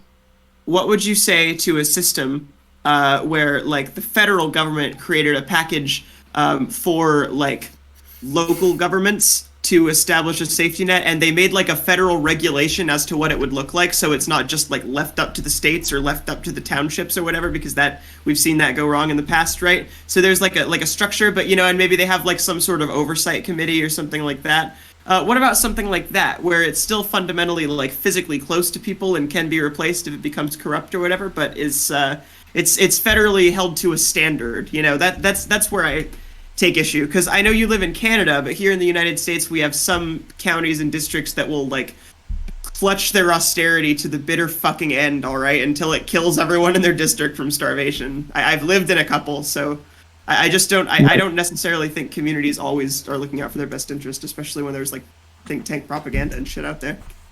Right. I want to let the Montreal respond. After that, I want to throw it to North Countryman and Hardwood and so. Go ahead, Montreal. The truth is, I don't know what to tell you as far as how that would work. It seems like, while in theory it seems like, you know, whatever. I guess the first order effect of whatever you propose would work. I don't know what the actual consequences, long term, third, second order, fourth order effects, and the cascading effects that would happen to that.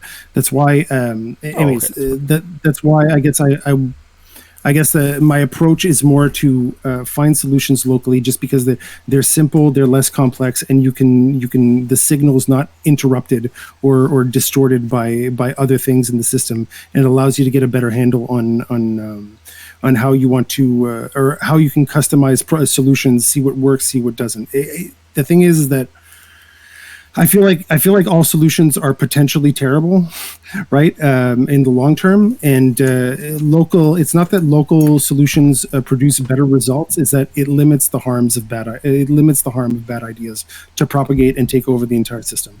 I suppose that's fair, but there's my counter to that would be that there's a lot of eyes on the federal government at all times. It's not as many eyes on local politics, especially in the United States here. So, like, I think a federal system would be easier to hold to account, because a local system could easily just become like a little like mini corporate empire, and then we could see things like company towns, you know. So leaving things entirely local is never wise. I mean, if I can chime in for 1 second, because everyone else pulled their accreditation card. All right, I was a local journalist for like 10 years covering rural areas. The game of most local governments is to compete against each other for federal grants for things like infrastructure, roads, sewers, all that stuff. If you don't have a grant writer, most towns can't even afford a grant writer. If they don't have that, they're completely fucked. They're just fucked. They have nothing. So I can appreciate the spirit of what Monty's trying to say. Obviously, we don't live in that world where local governments have the funding to be able to do that. But I do appreciate the spirit of just like experimentation in general when it comes to local government and allowing different ideas to, you know, come forth. Because maybe there is a better way to do shit. All right, I want to throw it to Hardwood and Sack, and after that, North Countryman and Hardwood and Sack. Wait, so is it me or is it Sock next? You. Me. So, one point on UBI that I want to bring up is that there is actually a proposal from Senator Romney and also from President Biden. They're both not quite the same for UBI, but it's just focused for children of a certain age. Because when you approach UBI, but you focus it on adults, then it essentially just becomes welfare, but just in a slightly different form, and we already have a welfare system. But UBI for children, that can help bring a lot more children out of poverty and put less strain on a welfare system. It's less, and so there's potential cost savings in the long run for that. And I just want to conclude something Marcy mentioned that I would like to get clarification on, if for no other reason than if it's what I thought it was, it could lead to a fun shouting match. What did you mean by infinite money for the federal government? Or infinite resources? Right. I was speaking in comparison to local governments. I obviously know that inflation is a thing that can happen if there's like too much of a currency, but we're nowhere near that point. Sure, like the jury's still out on whether or not we're going to be able to solve the national debt, but honestly, debt between countries is good.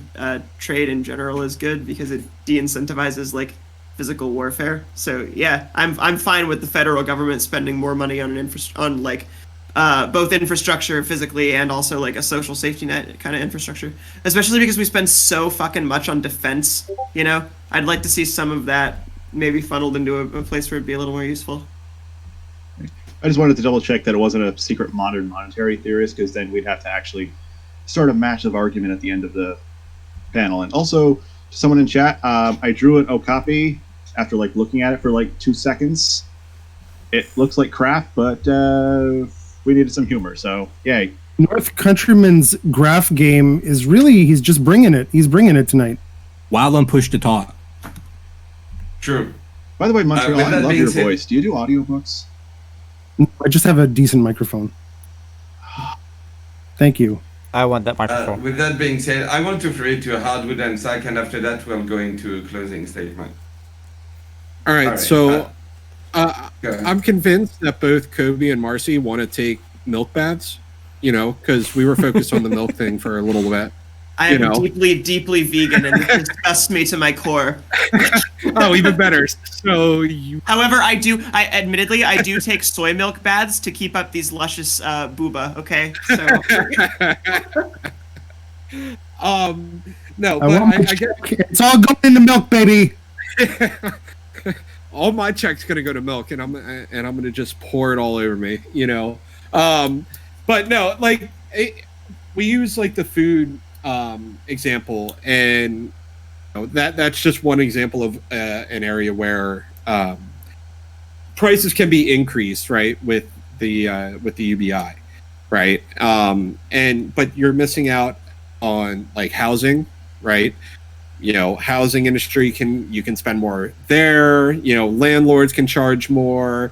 There's so many different areas where hey, milk might not be $15, but if it goes up to right now, it's what, 4, 5, but if it goes up to 6, well, and then guess what? Well, your rent might be $500. Well, now it's going to be $700. Each little chink, is kind of where I'm it's like a chink into that that budget, right? That money, and that's kind of where my argument was coming from, Kobe. It wasn't I wasn't not hearing your point, but I guess I was looking at more of a grander scale, right? So I wasn't just focused on the food. I think that there's other areas that they could take our money. And I don't want that. I don't want to give them more opportunity to take my money. And that's kind of where I look at it. That's kind of where I'm at. And with that being said, we're going to go into closing statement. Since it's the last topic, do closing statement and shout yourself out. Tell people where they can find you, what you do on stream and stuff like that. And we're going to start with Kobe. Okie dokie. Yeah, for sure. And be perfect, because I would like to respond to that. But yeah, I always love talking with folks that are a little more conservative, a little bit more fiscally or socially conservative, and I even enjoy talking to people like Binks, are a little bit more to the left of me, because I feel like I learned stuff. To address the point, I totally understand you as well. There's a lot more going on with the economy than just milk and just these very inelastic demands. But I would say there's a quote from one of the economic ministers of China. They said economic policy is a lot like predicting the weather, except you get to choose where the clouds are. Right? It's kind of random, but there is a bit of a free market element to it, or a market demand element to it. But I also think that we can control it a lot more. So in the element or the example of housing, I think rent control can be some good stuff. I've seen some negative stuff from Berlin. I've seen some positive stuff from, I think, Copenhagen. I don't know. There's some different places in Europe that have tried rent control that have had varying success, and it'd be interesting to look into that. Overall, UBI, something I'm kind of interested in, and we got really far away from the original labor shortage topic. So over on labor shortage, I don't know. I think we kind of covered that. UBI is interesting. I don't know. We need welfare reform. I think honestly, overall welfare reform is probably would be way more effective than UBI as of right now. All right, I'm going to throw it to Fresh Face new ideas. All right. Look, the overall topic was, is there a labor shortage in America? And I think it's partly that America is going to hopefully go through a reawakening where workers are given the due that they deserve. They're able to fight for pay that they deserve, and it's also going to help us, fix the parts of our economy that are broken. The other part to it is we're 4 months out from the vaccine rollout being a thing. people are still, coming to terms with the fact that I can go to a store, I can go to a restaurant, I can work at these places and not be putting everyone I know and love in imminent danger of death. As things open up more, as people realize, they're more vaccinated, as we start seeing the COVID numbers drop further, we will see people returning to work, and hopefully with, better social safety nets from those employments, and that the government will then figure out how to enhance. As for where you can find me, you can find me on Twitch at twitch.tv/freshfacesnewIdeas. I will talk to anybody about almost anything. I do politics. I know basketball real good. So I can talk about those. The playoffs are starting. You can also find me on YouTube at Fresh Faces New Ideas, and at Twitter at Faces Ideas. And yeah, that's it. All right. We're going to continue in a minute. I just wanted to give a shout out to Danabo, twitch.tv/Danabo. I'm going to give him a shout out in chat. He's the one behind the scene, organizing, making sure that all of these wonderful people come together in one day to have this wonderful panel. He's doing a wonderful work behind the scene. And if you're a content creator and you want to appear in one of these panels, join his Discord. I'm sure there's a link on his Twitch page. So go give him a follow, then join his Discord. You'll see that there's a bunch of categories where you can apply to be on different panels, including one that will take place in a few days, Wednesday, semi-open panel. Anyone that's here is welcome to join. It's going to be a semi-open panel, so there's going to be a rotation of guests and everything. So yeah, it's the invite is open to everyone on this panel. Anyway, let's try to Montreal player. Twitch.tv/Montreal player. You can call me Monty. You'll find me most or some nights around 10 on my channel smoking a joint. It's called Monty's Joint. Either that, you can find me breaking out the memes totally on CTV's channel once in a while. I like to talk about commodity-based money, localism, cooperative entrepreneurship, and generally how we can actually help each other out without relying on large institutions or corporations. That's it. I don't know where I am on the political spectrum. You tell me. Come talk to me. You tell me. All right. That's it. Twitch.tv/Montreal player. Thank you. Depending on who you're talking to, you'll be either fascist or liberal. That's right. I'm all over the place. All right. I'm going to trade to Marcy.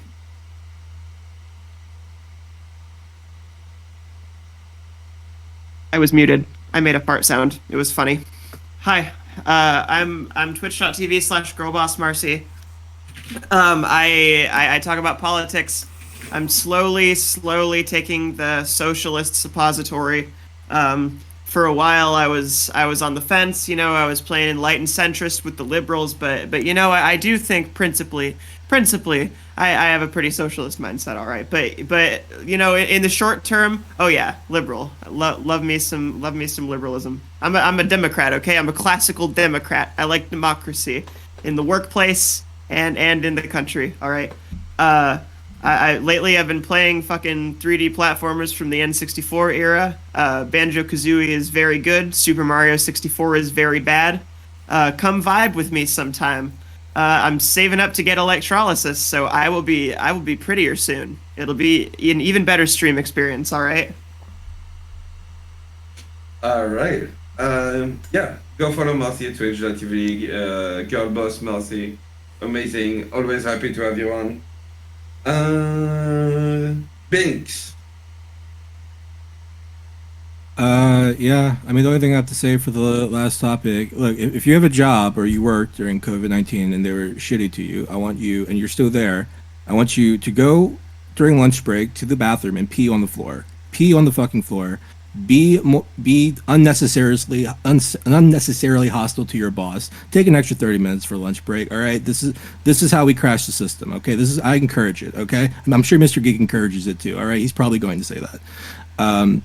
That said, I'm Binks. I stream sometimes. I have enough followers right now. You can get on the waiting list if you want to maybe get on at some point. I'll let you know.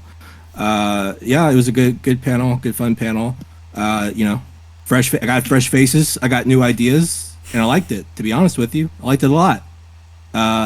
Bryn Rodo, you're a pretty motherfucker. I'm just sitting here staring at Bryn pretty much the whole stream. That dude's pretty.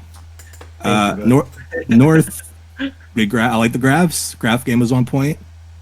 Kobe, I was like, where's Merrick? Merrick's gone, but then I saw Kobe and I was like, I prefer this. Kobe's pretty dope. I like Kobe. Thank you.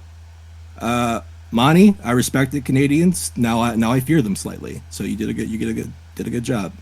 Sock, I'm going for. Yeah. Yeah, that's exactly right. Sock, you kept it grounded. I feel like you're bringing the solid ground for this panel. I appreciate it. And like that glare in your glasses also kind of intimidating with the computer screen. So thank you for that. Marcy's dope. I love Marcy. She's dope. Okay, that's it. Love you too, Binks. Everybody, thank you. I didn't listen for like at the end. I'm sorry, I didn't listen. I was didn't listen. But all right, thanks. Listen, at least you're honest. Always a pleasure to have you on, Biggs. I'm going to throw it to North Countryman.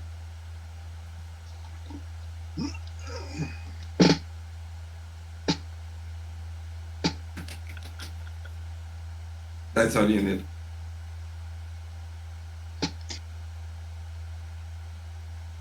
I like the cat. The cat was good. Twitch.tv/North Countryman. I usually stream 3:30 Eastern time on Sunday and Thursday, unless I'm not feeling up to it like I was today, because self-care is important. The stuff I do tends to be like politics and like political economy 101. I used to be a college lecturer, so sometimes I do come off as more of a lecturer than a conversationalist, but that's just because that's what I know. And I like doing these panels because it puts me into more of a conversational mood, try to be a bit more funny, and every panel, every stream is just get a little bit better. Not going to be perfect every single time unless you're Banks, in which case you're always perfect. True. And with that being said, I wanted to say that between the first panel where you were, where I had you, and now trash, I can see the progress. Holy fuck, you're doing better and better. So yeah, can't wait to see you in 1 month, 2 months, 3 months, and everything.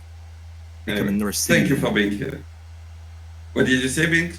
So he's becoming North City man. True. All right, Hardwood and Sock. Oh, thank you, Independent Thought.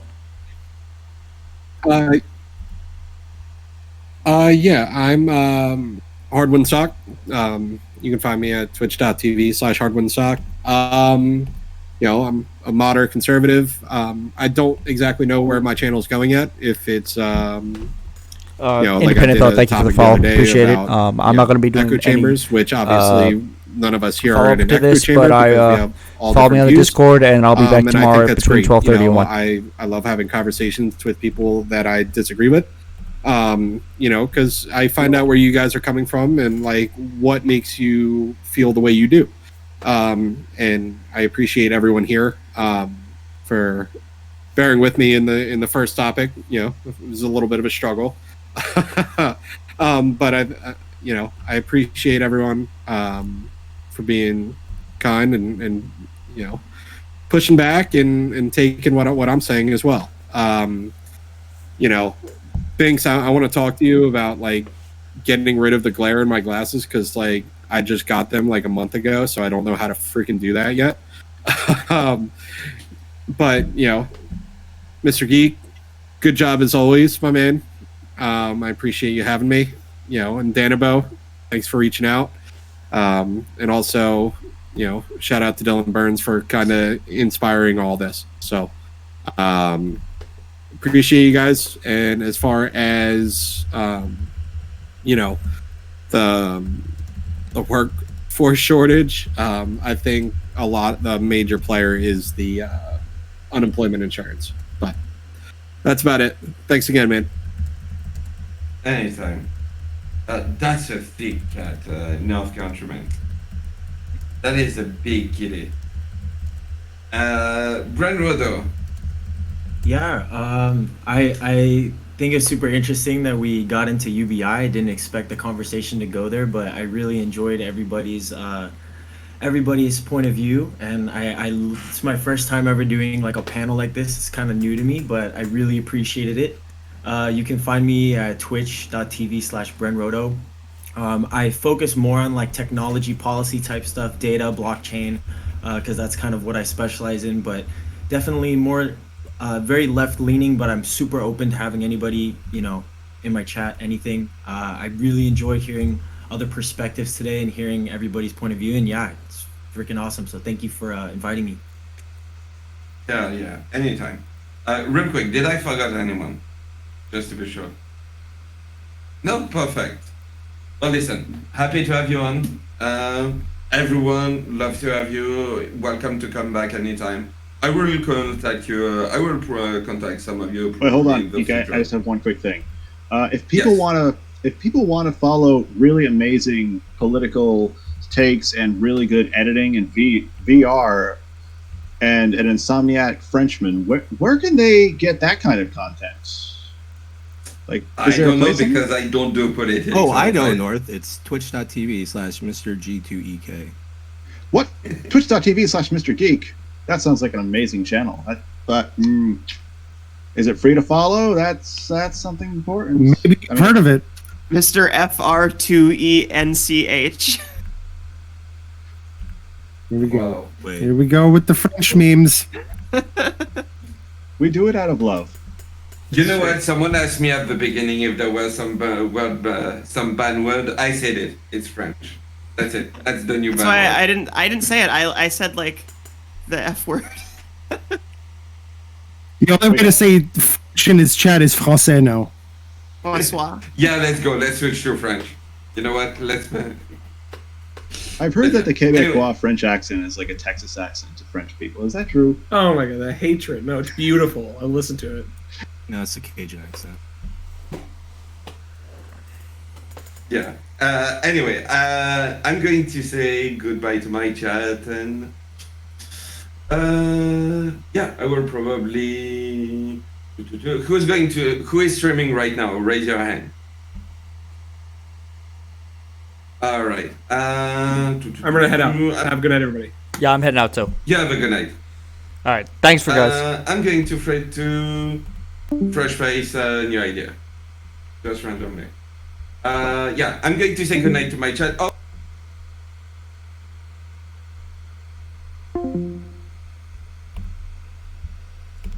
Okay, chat. I don't know who's still here. I hope you enjoyed that. That was interesting. I'm gonna give my thoughts on that tomorrow. But I have things I need to take care of. I just got back from a trip today. So if you are new, please follow me here. You can follow me also on YouTube at Fresh Faces New Ideas. You can follow me on Twitter at Faces Ideas. I will be back tomorrow between 12:30 and 1 p.m. EST. We'll talk. We got a lot. There's some stuff's going on. We ain't going nowhere. This is just beginning. We getting bigger. Also, the Discord link is there. So thank you all for staying with me. Thank you all for the new people. Thank you all for the subscribers.